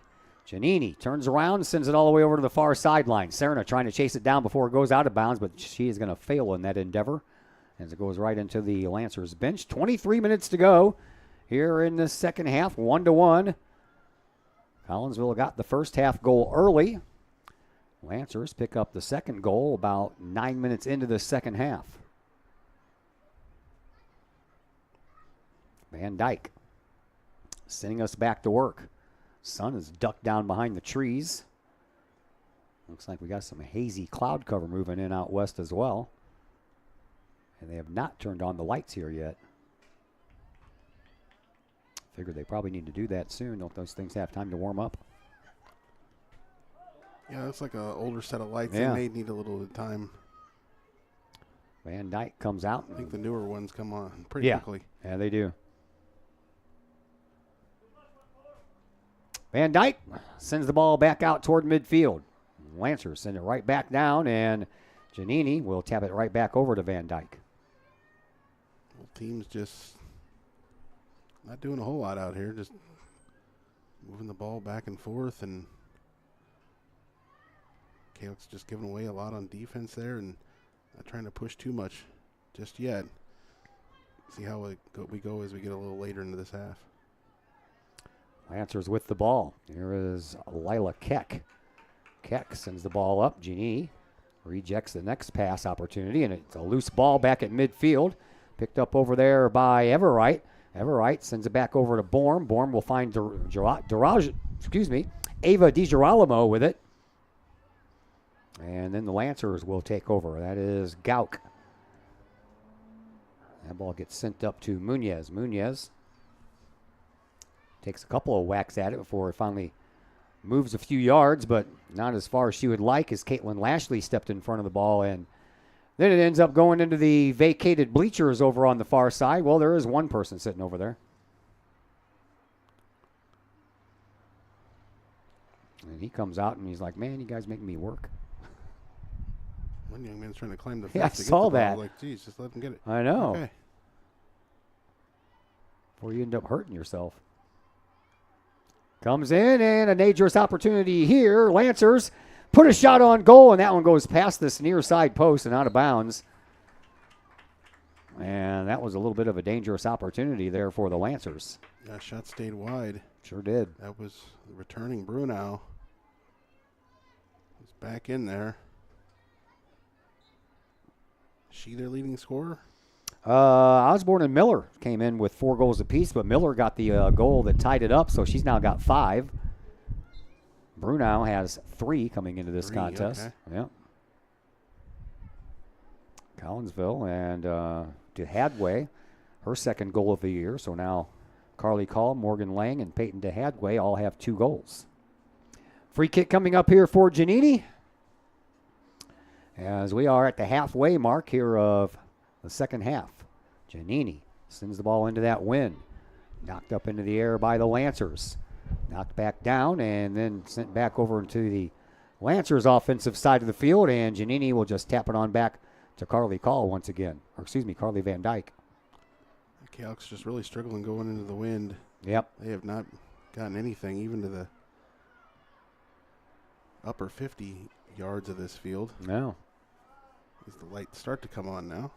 Yeah, I see that. To the midfield circle. Here is Munoz. She'll send the ball up past everyone. This will be the deepest the ball's gone this half, I believe. Yeah, that goes off of the body of Smith and stays in bounds. Ooh, bad play over there, or bad luck anyway, as Lang tried to keep the ball in, but that had a lot of speed on it, and when it hit her leg, it just bounced out of bounds, so a throw-in coming up for Belleville East toward the end of their bench. Subs come in here. As we yeah, looks like Lockridge went out. That ball goes over everyone. Settles down for a moment there for Munoz. She'll send it on up. Collinsville trying to chase down the loose ball here at midfield. DiGirolamo does just that. Carly Call gets a foot on the ball. And still wrestling between a couple of defenders trying to get the ball back. Lang got it back for a second. And then Collinsville gets a hold of it. And that was Liliana Lira who sends the ball up. But it's going to roll into the 18-yard box. And Abigail House has no problem handling that. House with the wind at her back sends the ball upfield. The wind might have died down just a little bit, maybe 5 miles an hour, but those flags are still whipping up pretty well over there on the concession stand. Normally, once the sun goes down, the winds go down with it. So we'll see if that's supposed to happen today. This has been extra windy in the month of April. Usually the month of March is the windy month, but man, I tell you what, April's been relentless with this wind. Here is Carly Call. Putting on a couple of good moves. A little toe drag there. Gets it into the middle for Judasek. Judasek sends the ball back over to Lang. Lang sends it over onto the far side for Smith. Smith circles with it, trying to find Judasek. And then over onto the far side, right into the hands of James Chambers. He's the head coach, so he doesn't count. He can't play. Talking about the wind maybe died down, but I think there was a few gusts there just as the Cahoks are trying to get some kind of offensive push. Ball comes down again. Collinsville trying to keep that push on, but Lancer's got a hold of it until it finds Giannini into the circle. Over to Call. Call sends the ball over to DiGirolamo. Back to Giannini. And Giannini sends it over to Munoz. Addy moves it across the top of the Lancers logo. Over to the far side now for Smith. Smith cuts around a defender. Sends a pass up. And then a little shove in the back there as Collinsville's trying to get going on that direction, and Judasek sends the ball up into the 18-yard box. Smith trying to chase it down, but she gets blocked out of the ball, and the ball goes across the end line for a goal kick restart for Abigail House.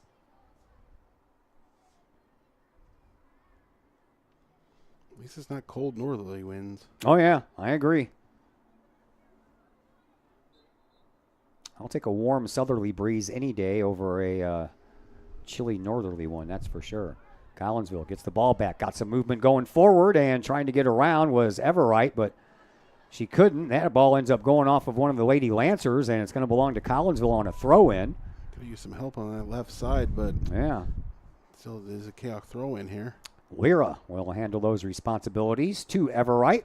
Everett couldn't keep the ball going in the general direction, but now it bounces over everyone's heads, and Ashley Giannini gets there first. She'll send it back over to Van Dyke. Van Dyke will stop the ball, lifts her head up to look and see who's available to open it to, and it goes to the midfield logo, and Belleville East is the first one to touch it, but Collinsville gets there as well. DiGirolamo to Giannini. Giannini, that ball is going to get pushed out of bounds by that wind, I would imagine. The ball had a little spin on it, too, so once it hit the ground, it spun right toward the press box. Comes out for DiGirolamo. She couldn't hold on to it. Lancers take over. Here is Keck. Back to the defense it goes. Giannini got a foot on it and sends it out to the midfield logo where Judasek got a hold of it first, but couldn't connect on the pass to Morgan Lang. Now that one will just roll into the 18-yard box, and Carly Van Dyke will pick it up and send us back to work. 14:45 left to play here in this second half. 1-1 contest. Collinsville got a goal in the first half. Belleville East tied it here in the second, and that's where we stand. Yeah, the next few minutes here, these teams are going to start getting a push and really working to that second goal. And Brunau gets a hold of it, sends the ball up to Keck. Over on the far side, a little dangerous area here for Belleville East as they will send the ball in, but I think that one already went over the line, didn't it? Yeah, I think she was going to try to buy some time, wait for her runner to come in the center there, but as she did that, she just let herself too far and went across the line there out of bounds. Yeah, unlike the sidelines, the yellow line is probably a good, 2 yards away from that fat white sideline they use for football. But on the ends, that yellow line is on top of the white line in the end zone. So there's not any extra room over there like there is on the sidelines. Throw in coming up here for the Lancers. Over on the far side, I believe that's O'Neill. Now she'll give it up. When you play on some of the fields like at Edwardsville, it doesn't have the field cut off by the track. You have even more space out on the sidelines. Yeah. Into the 18-yard box off of a header by one of the Lancers and a save there by Van Dyke. 5th shot on goal in this contest for Belleville East. Collinsville has had 3. Each team has had 1 go in. Van Dyke, not bad against that wind. All the way back out to midfield. Call will send the ball on down. Oh, that should be, man, I tell you what. Yeah, they're going to give a call here. Yeah, I mean, she was going to be on a pure breakaway, was to headway until she got shoved down from behind. And they did make the call. And Collinsville is going to have a free kick here from about 40 yards away, but they got to go into the wind. I tell you what, man, you shove somebody down who is on their way to a breakaway, you should have a penalty kick. That's my thought. Judasek will take this shot, and she will right in front, and it goes right into the bread basket there of Abigail House. Kind of hard to judge that when you're kicking into the wind. You don't really know what it's going to do. Yeah, and House read it good there. She knew where to come out to, and if it would have just maybe skipped a little lower on her, Cats might have gotten a chance. Yeah. Judasek, a little bit of a wrestling match here. Call gets in on the action now, too. Stayed in, nope. Yep, nope. Collinsville will have a throw in, and it'll be Liliana Lira who will take over that responsibility. Up to Call. Call trying to feed Judasek. Couldn't find her with it, though. Goes back out now to Belleville East. Tipped up to the midfield circle there by Erkman. Now onto the foot of Keck. Keck sends the ball up over here on this near side, and then a shot toward the goal, and Van Dyke comes back out right when she was having one of the Lady Lancers coming right up into the middle of that 18-yard box to apply some pressure.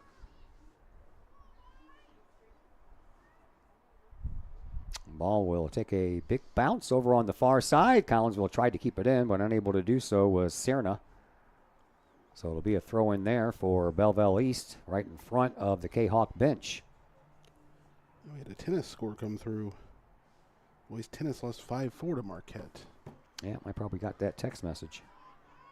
Come on. Well, about a text message, the score came through on the old app. Yep, I got it. All right. I get text messages from the tennis team now.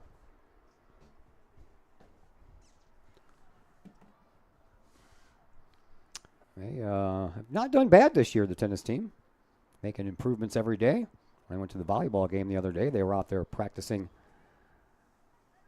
with Coach Palo.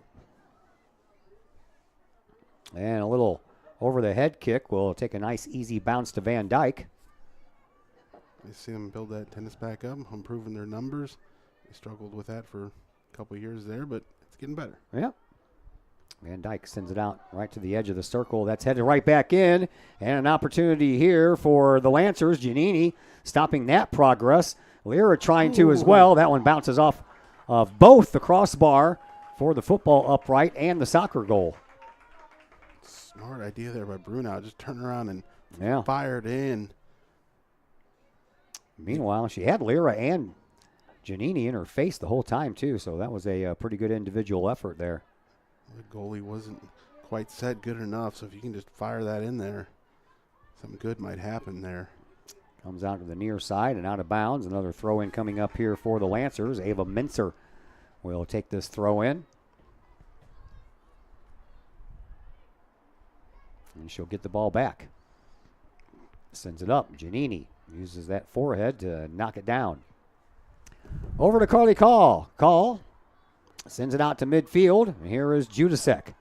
Judasek will send the ball up past everyone to Hadway. It's got some speed, trying to turn the corner into the box. She still does and throws a crossing pass, but it did not have enough juice on it to find Serna.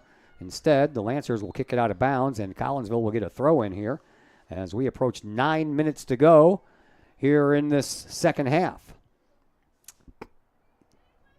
Send Giannini off. Yeah, they're going to send Giannini off. And then bring Carly Cole to the back line here. Yeah, Ella Smith is going to come and take over the throw-in. Excuse me, that's Ava Smith. Smith throws it into the 18-yard box off to Hadway. Turns around, sends it over to Judasek. Judasek makes a nice move, gets out of the way of one defender, and then sends it to the other one. Comes all the way back out once again. Here is Lyra. And Lyra will send one back up into the front of the box. Never did quite make it in. Lancers retake possession and will send the ball out of bounds. Collinsville will have a throw-in again here from midfield. Lyra will take this one. 8:15 left to play here in this second half. That ball goes out of bounds again, and another throw-in here. Lancer fans didn't like the call. I think it went off of Barnes last, and then Lang stood in front of her. I liked it. And that one knocked out of bounds again. This time it's going to belong to the Lancers on the throw-in. Ends up working out for East anyway. Here's they get this throw-in. Comes down right below the press box here. Judasek trying to kick that ball back into the offensive side of things. Get a little something going on here. She gets it sent right back to her. She'll tap it over here for Smith. Smith was about to be closed in upon, so she got rid of the ball pretty quickly, and then Ella Borum will send it out of bounds. Young man doing a great job getting the balls in. Yeah. A little Bronx cheer here from the crowd. As soon as he gets one, he's got to get it in again. Yeah. Ooh, he's earning it. Oh, he's a sub anyway. He's young. He can handle it.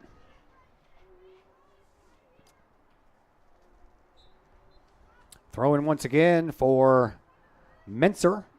Up the line it goes. Comes down. Lancers trying to control it, and they do so. They'll send it out to midfield. Here is Erkman.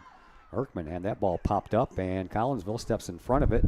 Serna almost had it heading in the right direction. Hadway was back there, even though there's all kinds of defensive help there by the Lancers. Here is Ava Smith, cuts across the middle, and then we'll give it up now for Lang. Morgan, our pregame guest, sends it up the line, intercepted there by Mincer. Back out toward the midfield circle it goes. Ella Borum trying to track it down. She couldn't. And it finds the foot of Erkman. Erkman sends it over to her teammate over on the far side. 6.5 minutes to go here in this second half. In front of the Kahawks bench, Collinsville pokes it back up to midfield. Lancers back on the defense. Both teams really think now it's go time. You got to try to create something here. Yep. No one wants to go to overtime. They'd like to win it in regulation. Because you got to play that full 20. Yep. 6 minutes to play here in this second half. Already had an overtime game that we did in Belleville West. Here is Smith. Gets the ball over to Lyra. Now a loose ball. Picked up by Brunau.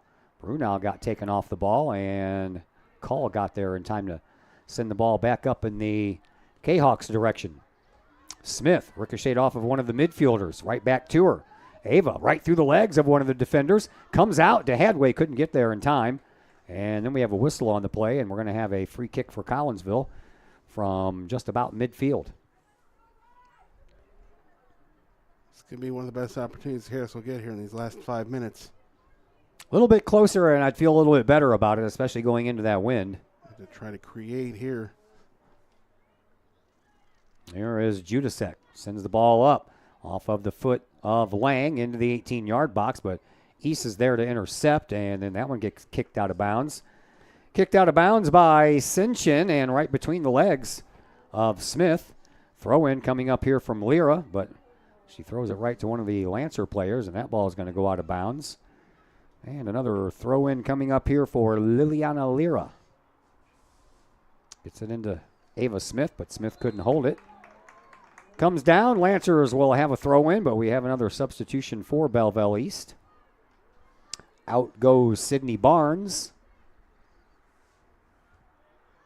And I believe Eleni Burris checks back into the game. That one hit off of a Lady Lancer player. Comes down back out to midfield. Judasek trying to wrestle it away there from Lockridge. Is that Lockridge? No, that was 16. That's Lekeck. Over to the far side it goes. Trying to track it down is Burris. She can't. Collinsville will have a throw in as we have 4 minutes to go here in this second half. 1-1. Each team with a goal in the halves. Collinsville first half. Lancers here in the second half.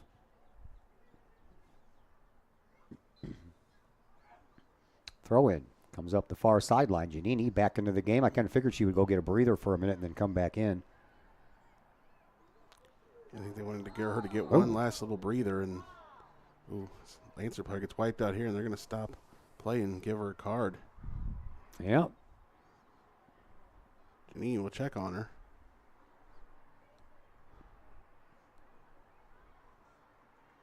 Who got the card? I thought it was Giannini. Was it? Yeah, I guess she did check on her, yep. Stop at 3:13. Yeah. Stop yours. Just wait for it when it comes back. So Giannini will be out. Will it be for the rest of regulation time? We will see. So a free kick coming up here for Belleville East. It's going to be on the far sideline, right around midfield.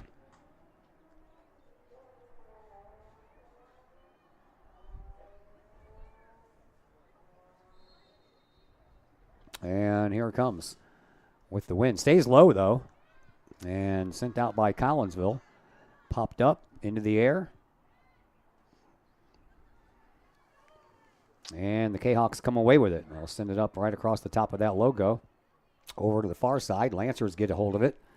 Collinsville's there and sends it back into the midfield area, but here is Brunau. Brunau trying to feed one of her teammates. Munoz trying to get there first. She will. And that ball is going to go on the wrong side of the flag, and that's going to turn into just the second corner kick in this game. Both of them have belonged to Belleville East. Yeah, their other one was earlier this half, the very beginning of it. Now a late opportunity here as the clock is ticking down near 2 minutes. Far side corner kick, and that one stays low. Collinsville rejects it right there in front of the goal as we approach 2:15 left to play here in this second half. Collinsville will send the ball on up, and it'll go out of bounds. Stopped over there by Sydney Carroll. I guess an easy day for her. She had no JV team to coach. Well, she has a JV team to coach. They just couldn't play because Belleville East a little light on numbers for their girls soccer program. Throw in coming from the Lancers right at the end of the Kahawk bench. Comes down, and Munoz will send it over to the far side. And then Borm will pop the ball straight up. Comes down. And out of bounds we go again. 90 seconds to go here in regulation. 1-1 contest between Collinsville and Belleville East. The win Tuesday night for the Lancers over Alton was their first Southwestern Conference win, and we're going to have another corner kick. It goes off Kahawk's head and straight out, and now the Lancers get another opportunity here on a corner kick as we approach a minute to go. From the far side, corner flag once again. It's on the way. This one stays even lower than the last one. Comes down. Van Dyke couldn't get a hold of it. Goes back over to the young lady who took the corner kick. Sends one again off of the head of Judasek, I believe. And then back out front. Stays in the 18-yard box. Brunau trying to track it down, and it rolls right to Van Dyke. Scary times there. Van Dyke tried to get it initially off the corner kick, couldn't chase it down. Out to midfield, takes a bounce over everyone's head and even gets past the defenders there for Belleville East. Collinsville finds the ball, sends it on up, but DeHadway couldn't get there in time. And then back out to midfield again. It'll go to Miller. Miller has the tying goal for Belleville East here in this one. 15 seconds left. Van Dyke will send the ball out, and looks like we may be heading to overtime. Little foul here, but they're not going to be able to get this restarted in time. Nope, they're not. So it wasn't a bad foul to take for the Kahawks. Yeah. That is going to do it for regulation time, and now we will head to overtime, and we will tell you all about the overtime period, or both periods, here in just a moment when we come back from break on the Kahawk Sports Network. Got vinyl? Rich's Record Emporium in Uptown Collinsville can take care of all of your vinyl needs and more.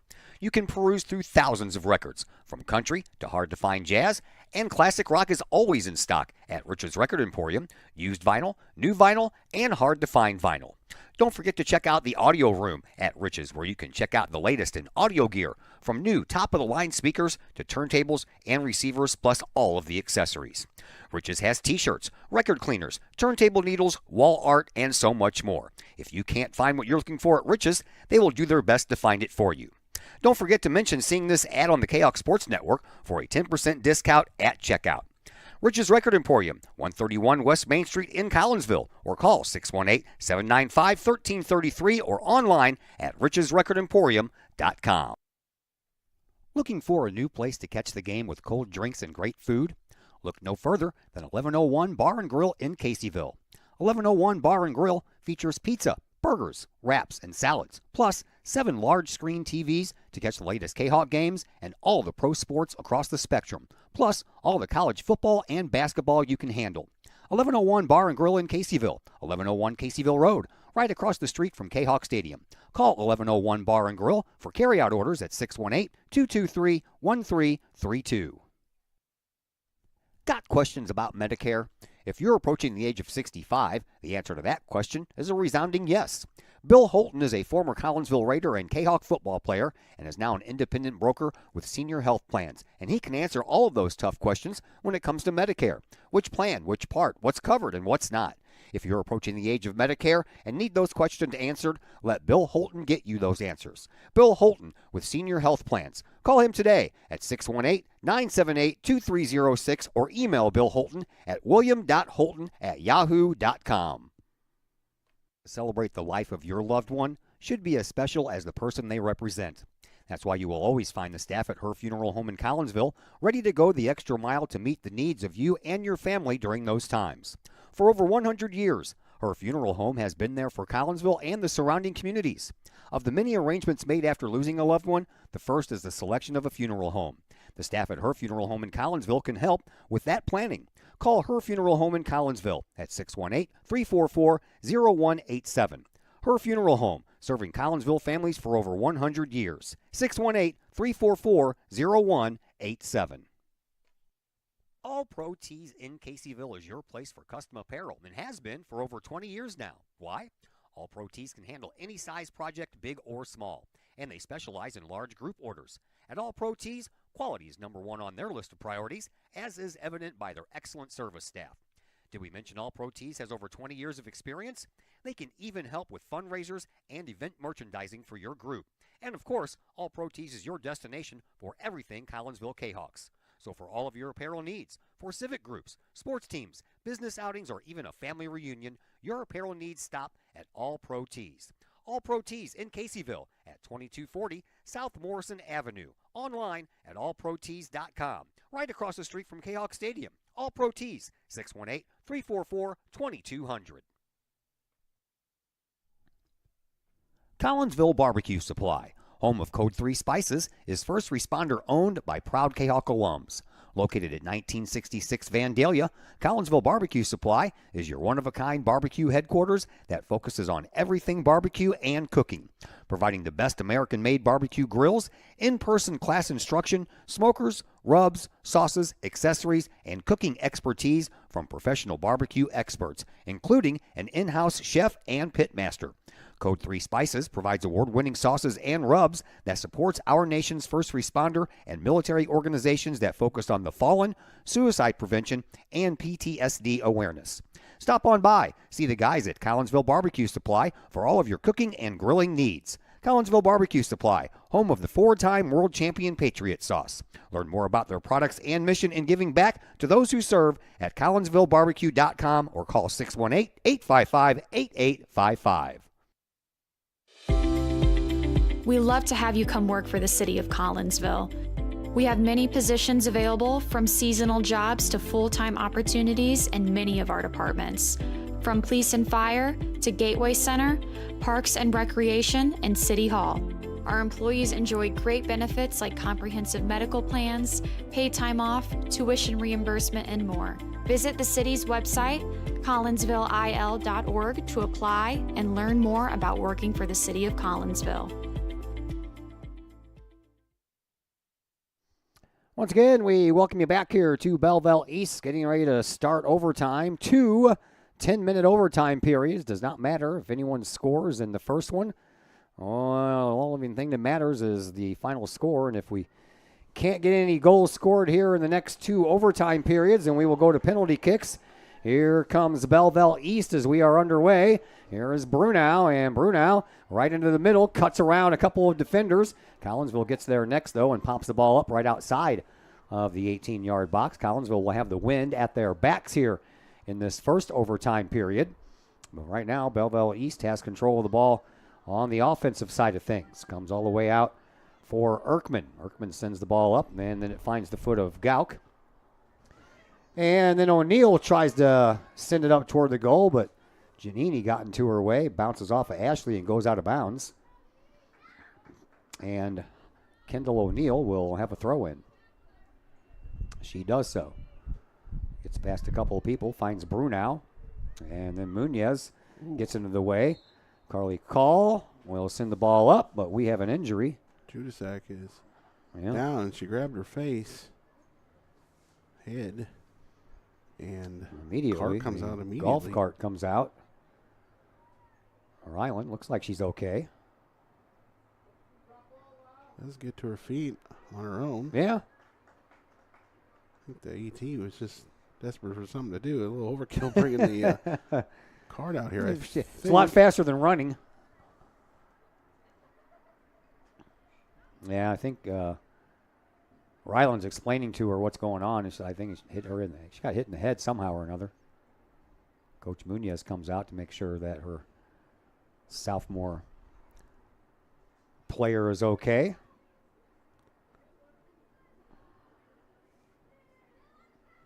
I don't know if they'll make her leave or not. Looks like probably.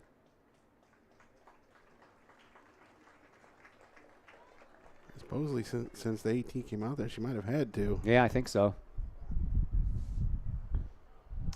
So Judasek will have to come out for a little while.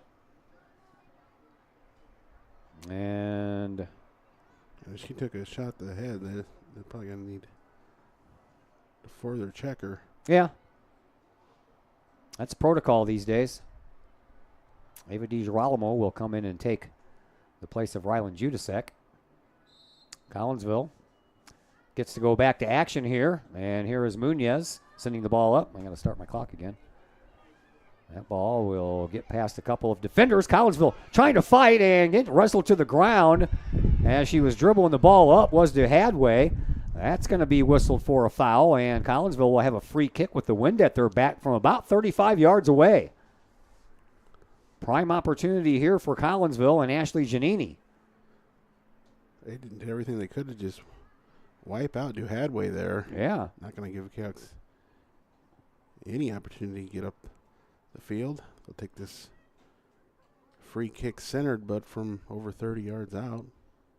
Giannini waits for the whistle. There it is. And the kick is on the way, and that one's going to go high and right into the hands of House. Runners are right where they needed to be. It just hung up a little bit. Yeah. Too long and into House's hands. Yeah, you can tell Giannini was a little tentative with the kick because she knows she has that wind at her back, and if she would have gave it her all, that ball would have been into the neighborhood on the north side of this football track soccer stadium. Collinsville. Munoz sends it back up.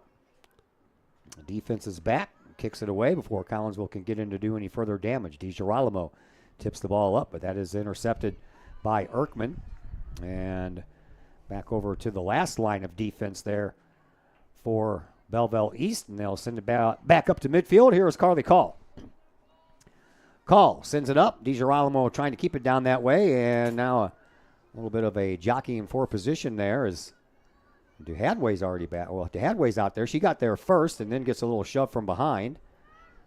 And back out toward the midfield area we go, and bringing the ball up now is Miller.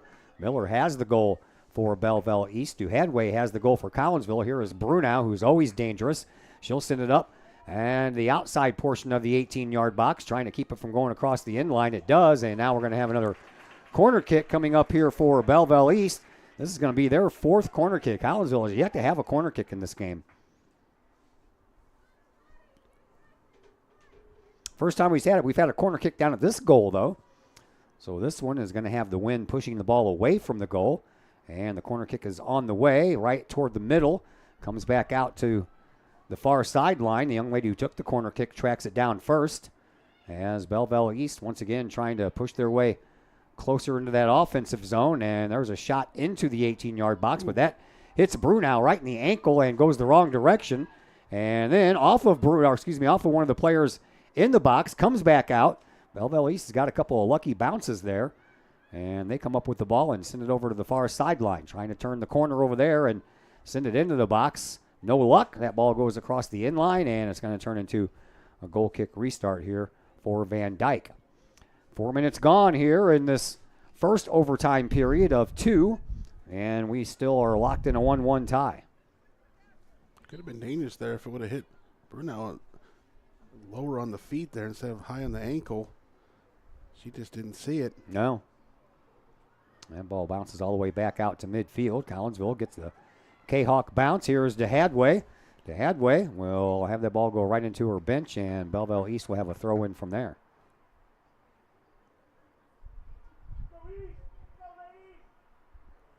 And the throw in comes into the area just past midfield. Collinsville tracks it down. Here's Giannini trying to tap the ball up for Morgan Lang. Lang trying to chase it down. That ball is going to go out of bounds before she has a chance. Throw in for the Lancers. They don't waste any time doing that. Comes down in that midfield. Lancers move the ball forward. They get it up to Brunau. Brunau has a little bit of separation. Turns the corner. Comes into the 18-yard box with a pass and a shot and a goal by Belleville East. And the Lancers will take a lead. And I believe that was Catherine Gauk who got that one in there. And Gauk was the trailer of the two runners coming in. Great job by Brunau to center it. And it didn't go to the first runner in. Gauk was the one trailing, and she put it in. Van Dyke never saw her and never had a chance. Nope. So the Lancers go up 2-1. Now Collinsville has to score a goal here in the remaining 4 minutes and 37 seconds of this first overtime period, or they will have an opportunity in the second overtime period as well. So there is some time left. And here is Everett. Everett trying to give the ball to Lang. Lang had it go past her onto her defender, Miller. And Collinsville comes away with it. So now the Kahawks have to play a little bit more desperation mode. That ball comes up to Everett. She just lets it tick off of her foot, gets it right back. She comes up the near and gets past one defender, but didn't have enough room to get past another one. Now we're going to have a handball as that ball was kicked and it caught the arm of Everett. So free kick coming up here from midfield for Belleville East. The Kahawks here just with already less than 4 minutes left with the wind at their back. So yeah, they really struggled when they had the wind in their face in the second half, and that's what they're going to face in the second half of overtime. Yep. So you're telling me it would behoove the Lady Kahawks to score a goal while they have the wind at their back. Yeah, Belleville hasn't had any problem with winning their face here at the first start of overtime, as they also have a goal and continue down here on this end. Yeah. Lancers score their second goal on their 7th shot on goal. And here is Brunau once again, and Brunau will send it into the 18-yard box. And the Lancers try once again, and a shot that never really materialized. It'll take a weird turn over toward the near side. Van Dyke will pick it up with 3 minutes to go here in this first overtime.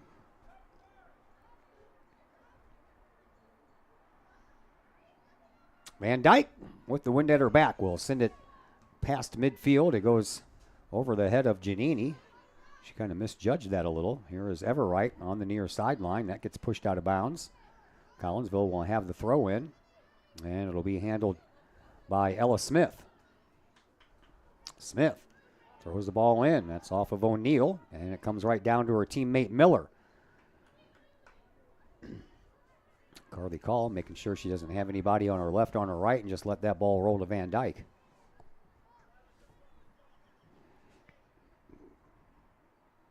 Carly once again sends the ball out well past midfield, takes a Kahok bounce, gets past the defense. Opportunity here for DeHadway.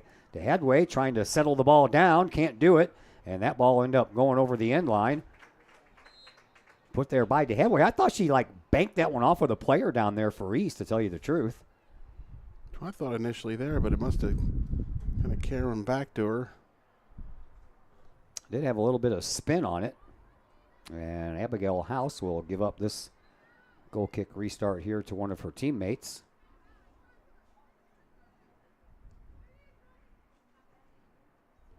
And a low line drive back out to midfield. First gotten to by Smith for Collinsville, but Belleville East is the next ones to touch it. And here is Rylan Judasek, who made it back into the game. Nice to see she's okay.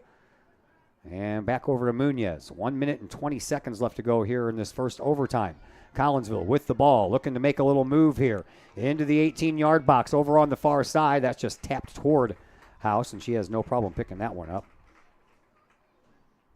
Got to hold that one off a bit and wait for Jihadway to come closing in, at least have some opportunity. Yeah, Everwright was over here on the near side too, so she had a couple of maybe opportunities there, but couldn't complete.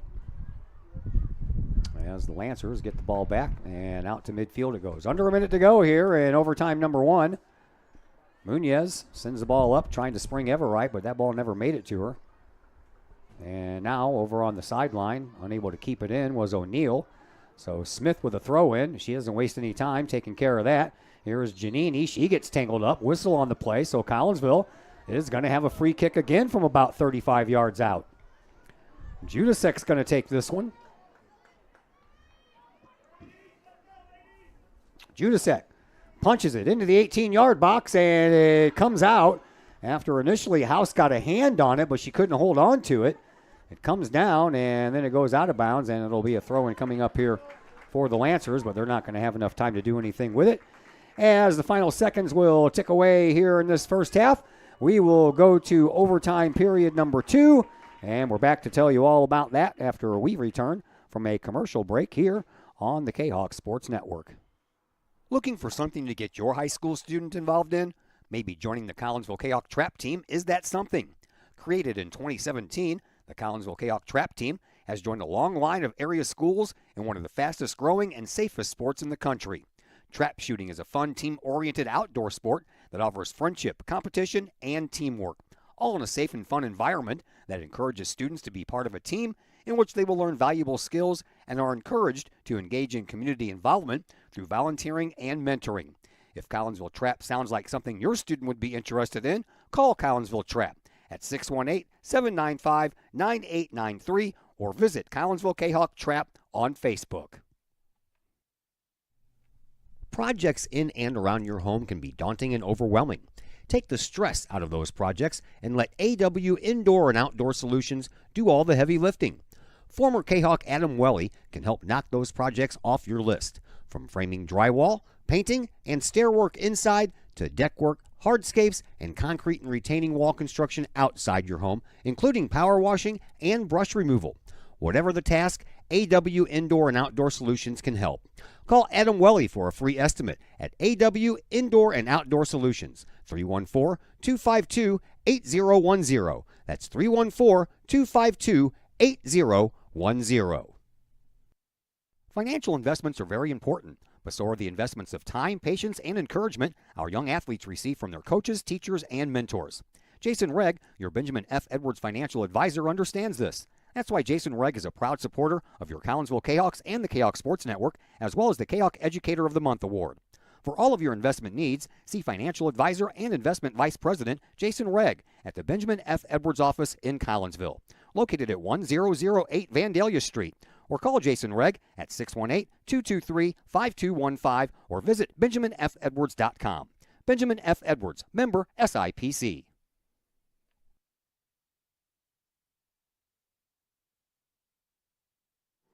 Todd Duke, Chris Keller back with you from Belleville East High School. Overtime period number 2 is upon us, 2-1 in favor of Belleville East. And now, Chris, the Kahawks are going to have the wind in their face as they try to fight back to tie this up and send us to penalty kicks.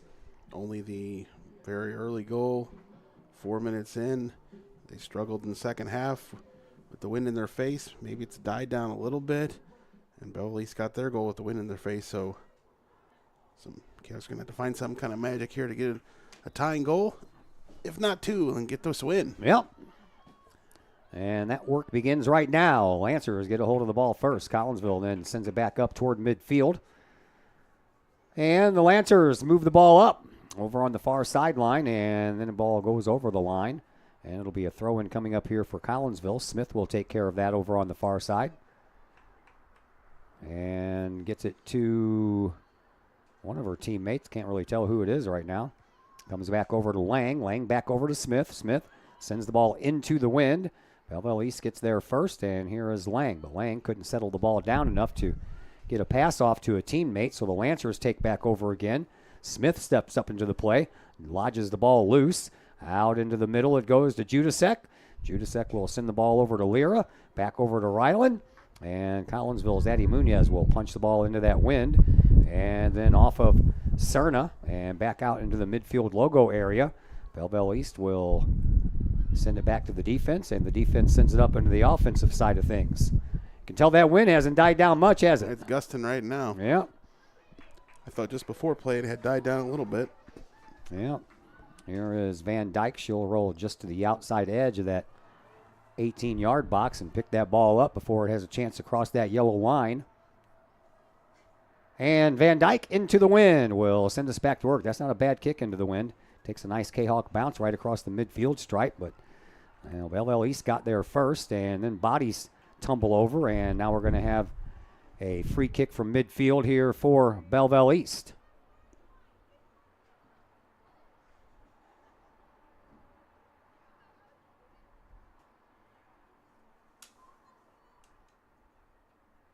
Right from the 50-yard line markings on the football turf. Lancers, with the wind at their back, have that one ticked off one of their players, and it goes all the way over to the far sideline, and kicking it across that sideline is going to be Munoz, I believe. And a throw in for the Lancers coming from over there. They're all right with wasting some time. Oh, sure they are. Yeah, this girl's going to run and take the throw in. No, never mind. I want to run back here. Now the near girl takes it. And the ball was just sitting there on the sideline for what seemed like a minute. That ball is back out of bounds. It's going to stay with the Lancers.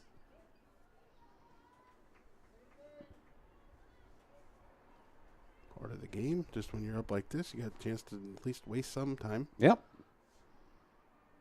Nothing wrong with it. When you're behind, you don't like it. When you're ahead, you don't mind doing it. Collinsville, Judasek trying to get that ball out of the 18-yard box. Finally, it comes out to the front, but Lancers trying to fight real hard to keep it in there. But Collinsville, they come away with it. And cutting off from the near side to the far side. Collinsville sends it up, but intercepted there by Belleville East. Rolls right past Judasek. Over to Lang.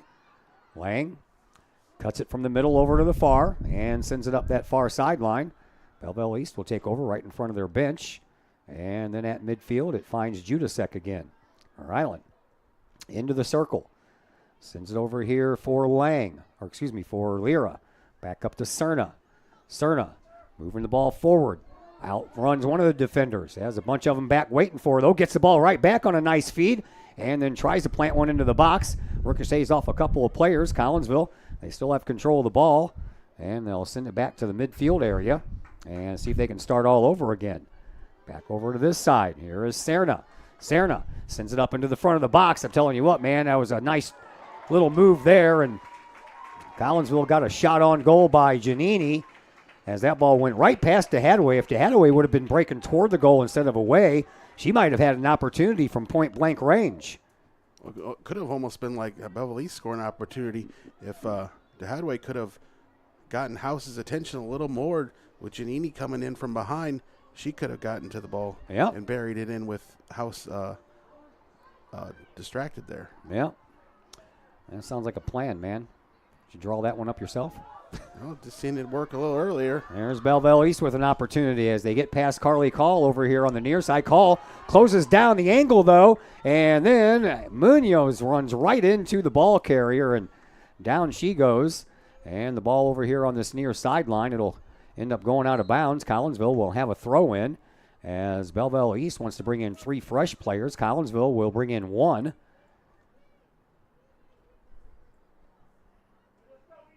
And a throw-in coming up here for the Kahawks. We'll get them in just before what would require a stoppage of the clock.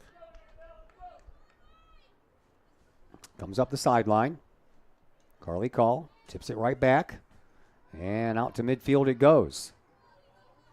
Belleville East uses a head, and then it almost gets intercepted there by Judasek. Collinsville sends it up over here on this far sideline, and they'll let it go out of bounds, and it'll be a throw-in coming up here for Belleville East. We are halfway through this final overtime period, 2-1 in favor of the Lancers. Collinsville got a goal in the first half. Lancers pick up one in the second half, and then the Lancers got one in the first overtime, and that's where we stand at 2-1. Back out toward midfield.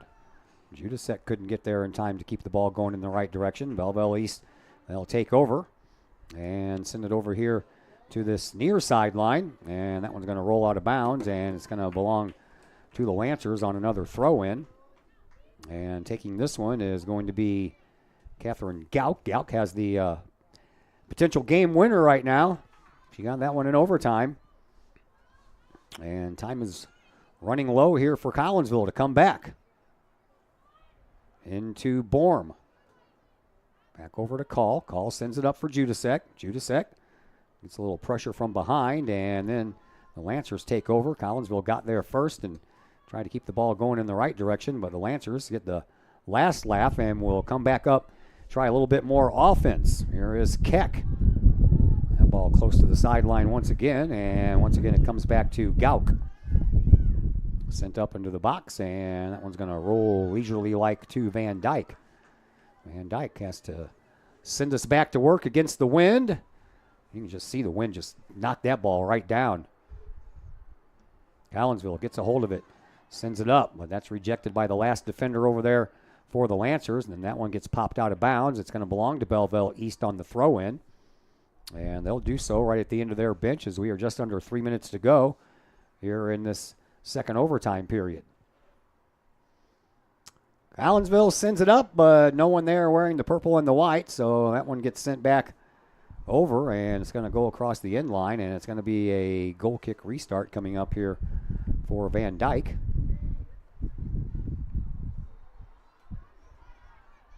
Belleville East content with just ball control, wasting time, and then just dumping it in deep and having it roll out of bounds. Yep, Collinsville's the best opportunity came at the beginning of the second overtime, and since then, Lancers have kind of shut them out of their own offensive zone. Kahawks trying to track the ball down. Get it back to the last line of the defense here, and off of one of the Lady Lancers' heads, and then popped up into the air. Comes down in front of the 18-yard box, and they'll let Carly Van Dyke handle that one while they play a little blocking defense.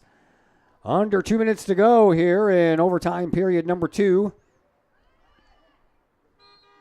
And that ball is going to get away.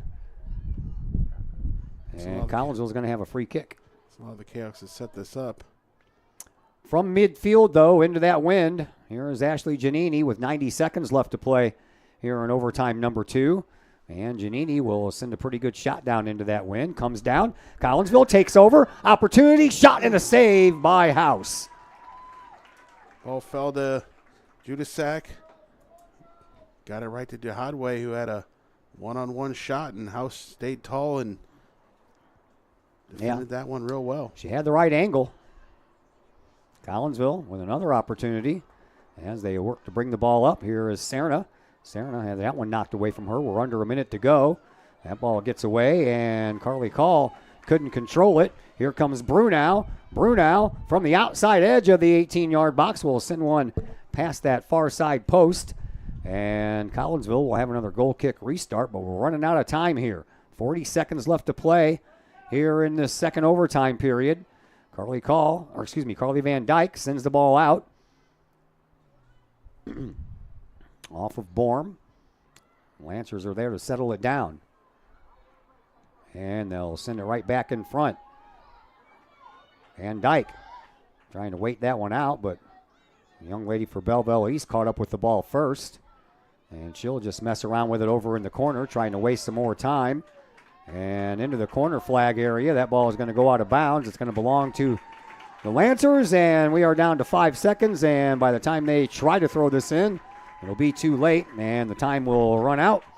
And Collinsville fails to pick up that tying goal here in overtime and end up losing this one by a final score of 2-1. And that'll send us into the post-game program brought to you tonight by Chiropractic Works in Collinsville, owned and operated by Dr. Chris McCluskey. He and his crew are going to help you as they want to help everybody live a high-quality life through chiropractic care and wellness.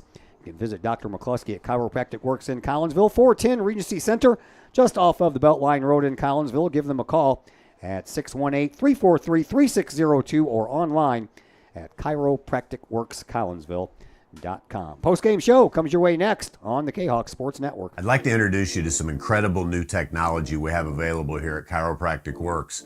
The machine is known as an Invisired lipolaser machine. The Invisired machine emits a red light and red laser that combine in unison to go through the skin layers into the adipose or fat tissue and cause the cells to go ahead and metabolize themselves. The Invisired technology is the only machine that's FDA approved for fat loss, stimulates collagen and elastin, improves the function of the lymphatic system, boosts metabolism, and increases metabolic response. Typical response after the very first treatment is 1/2 to 2 inches of loss in body measurement. So if you think that this technology could help you accomplish any weight loss or aesthetic goals, we'd be glad to have you come in for a consultation, get a first treatment, and experience the amazing benefits that Invisired offers.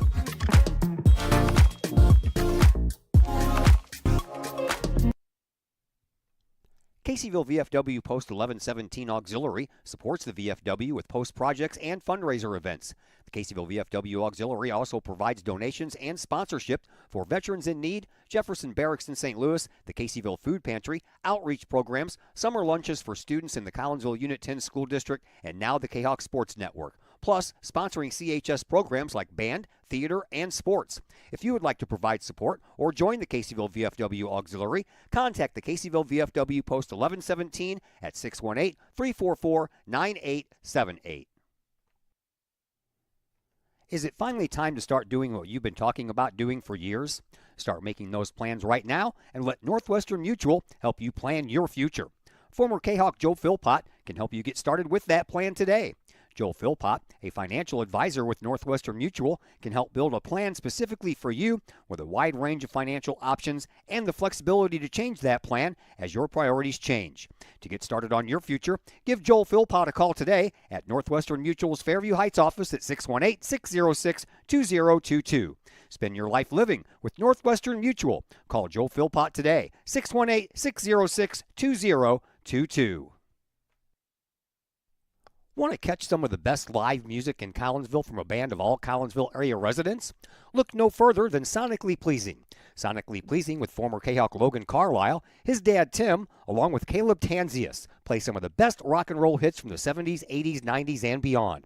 You can catch Sonically Pleasing at some of the area's finest venues, as well as book Sonically Pleasing for your private event or party. To put some music in your life, it's Sonically Pleasing. Check out Sonically Pleasing's Facebook page for upcoming live show dates and to book them for your special event or to call to book that event at 618-401-0052. Pleasing live rock music for your ears. Sonically Pleasing, 618-401-0052. Are you a collector of sports trading cards and other sports memorabilia? Then you need to check out Rippin' Rookies Cards and Collectibles in Collinsville. Rippin' Rookies specializes in sports cards from all the major sports, MLB, NBA, NFL, plus Star Wars cards and more. Rippin' Rookies buys, sells, and trades cards and other memorabilia, and they have a large selection of single and graded cards. Walk-ins at Rippin' Rookies are welcome, or you can set up an appointment for large collections at sales@rippinrookies.com. Rippin' Rookies, 102 East Clay Street in the Old Herald Complex. Open Monday through Friday, 5 p.m. to 8 p.m., Saturdays, 10 a.m. to 6 p.m., Sundays, 11 a.m. to 5 p.m. Rippin' Rookies, Collinsville sports card and memorabilia destination. I'd like to introduce you to some incredible new technology we have available here at Chiropractic Works. The machine is known as an InvisiRed lipolaser machine. The InvisiRed machine emits a red light and red laser that combine in unison to go through the skin layers into the adipose or fat tissue and cause the cells to go ahead and metabolize themselves. The InvisiRed technology is the only machine that's FDA approved for fat loss, stimulates collagen and elastin, improves the function of the lymphatic system, boosts metabolism, and increases metabolic response. Typical response after the very first treatment is 1/2 to 2 inches of loss in body measurement. So if you think that this technology could help you accomplish any weight loss or aesthetic goals, we would be glad to have you come in for a consultation, get a first treatment, and experience the amazing benefits that InvisiRed offers.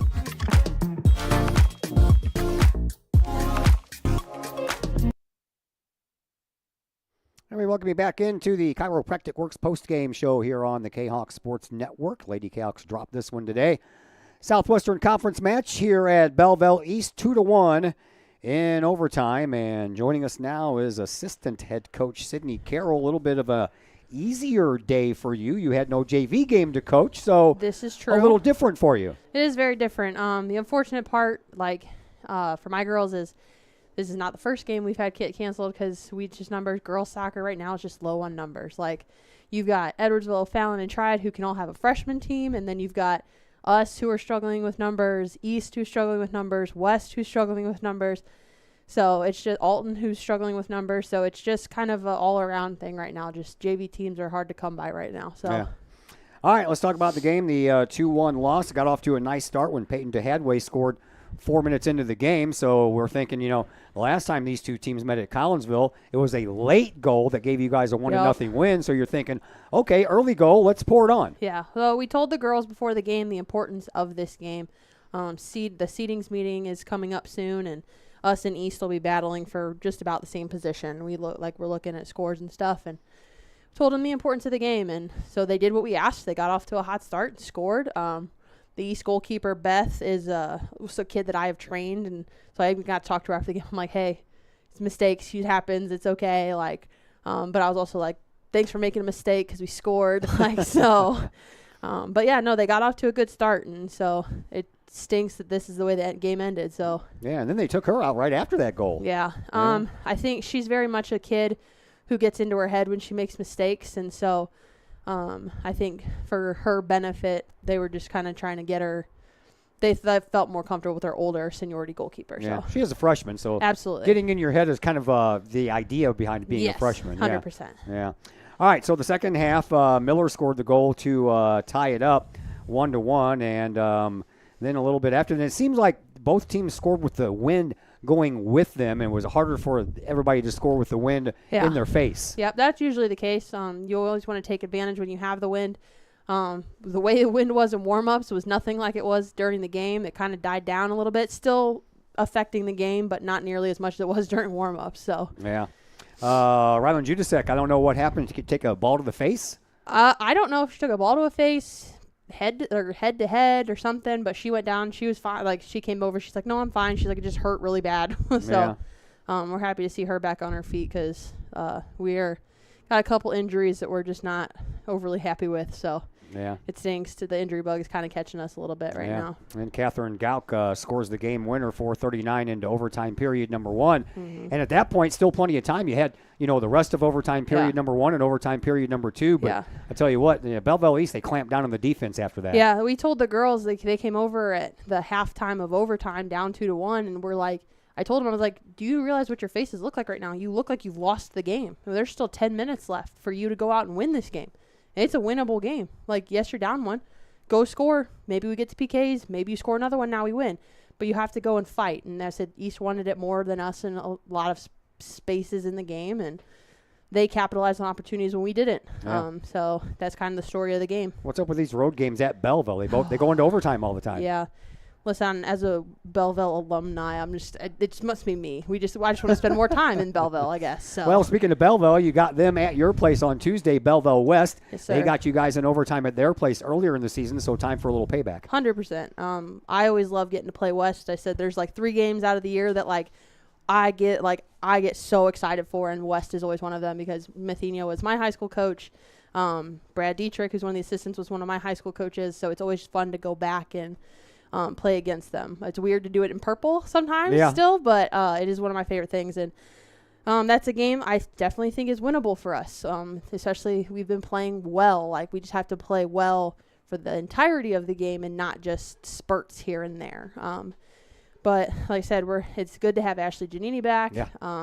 Even at 3/4 of, she still looked good tonight, which was good. She said she felt good. She's probably going to be sore, but good news is she's got Easter break to kind of recover, and we get after it on Monday. And then we got West. We got a busy week next week. So, all right. Well, thank you for the visit. No problem. And you have a happy Easter. You too. Thank you. That is Sydney Carroll, the assistant coach for Jody Munoz and her Lady Kahawks, and that's going to do it for us. Final here again, 2-1 in favor of Belleville East. We have the weekend off as well.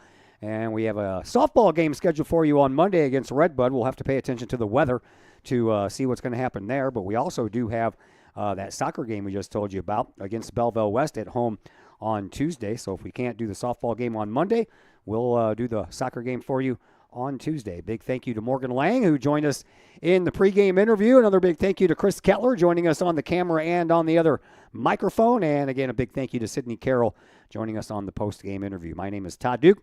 And until Monday or Tuesday, everybody have yourselves a fantastic Easter weekend.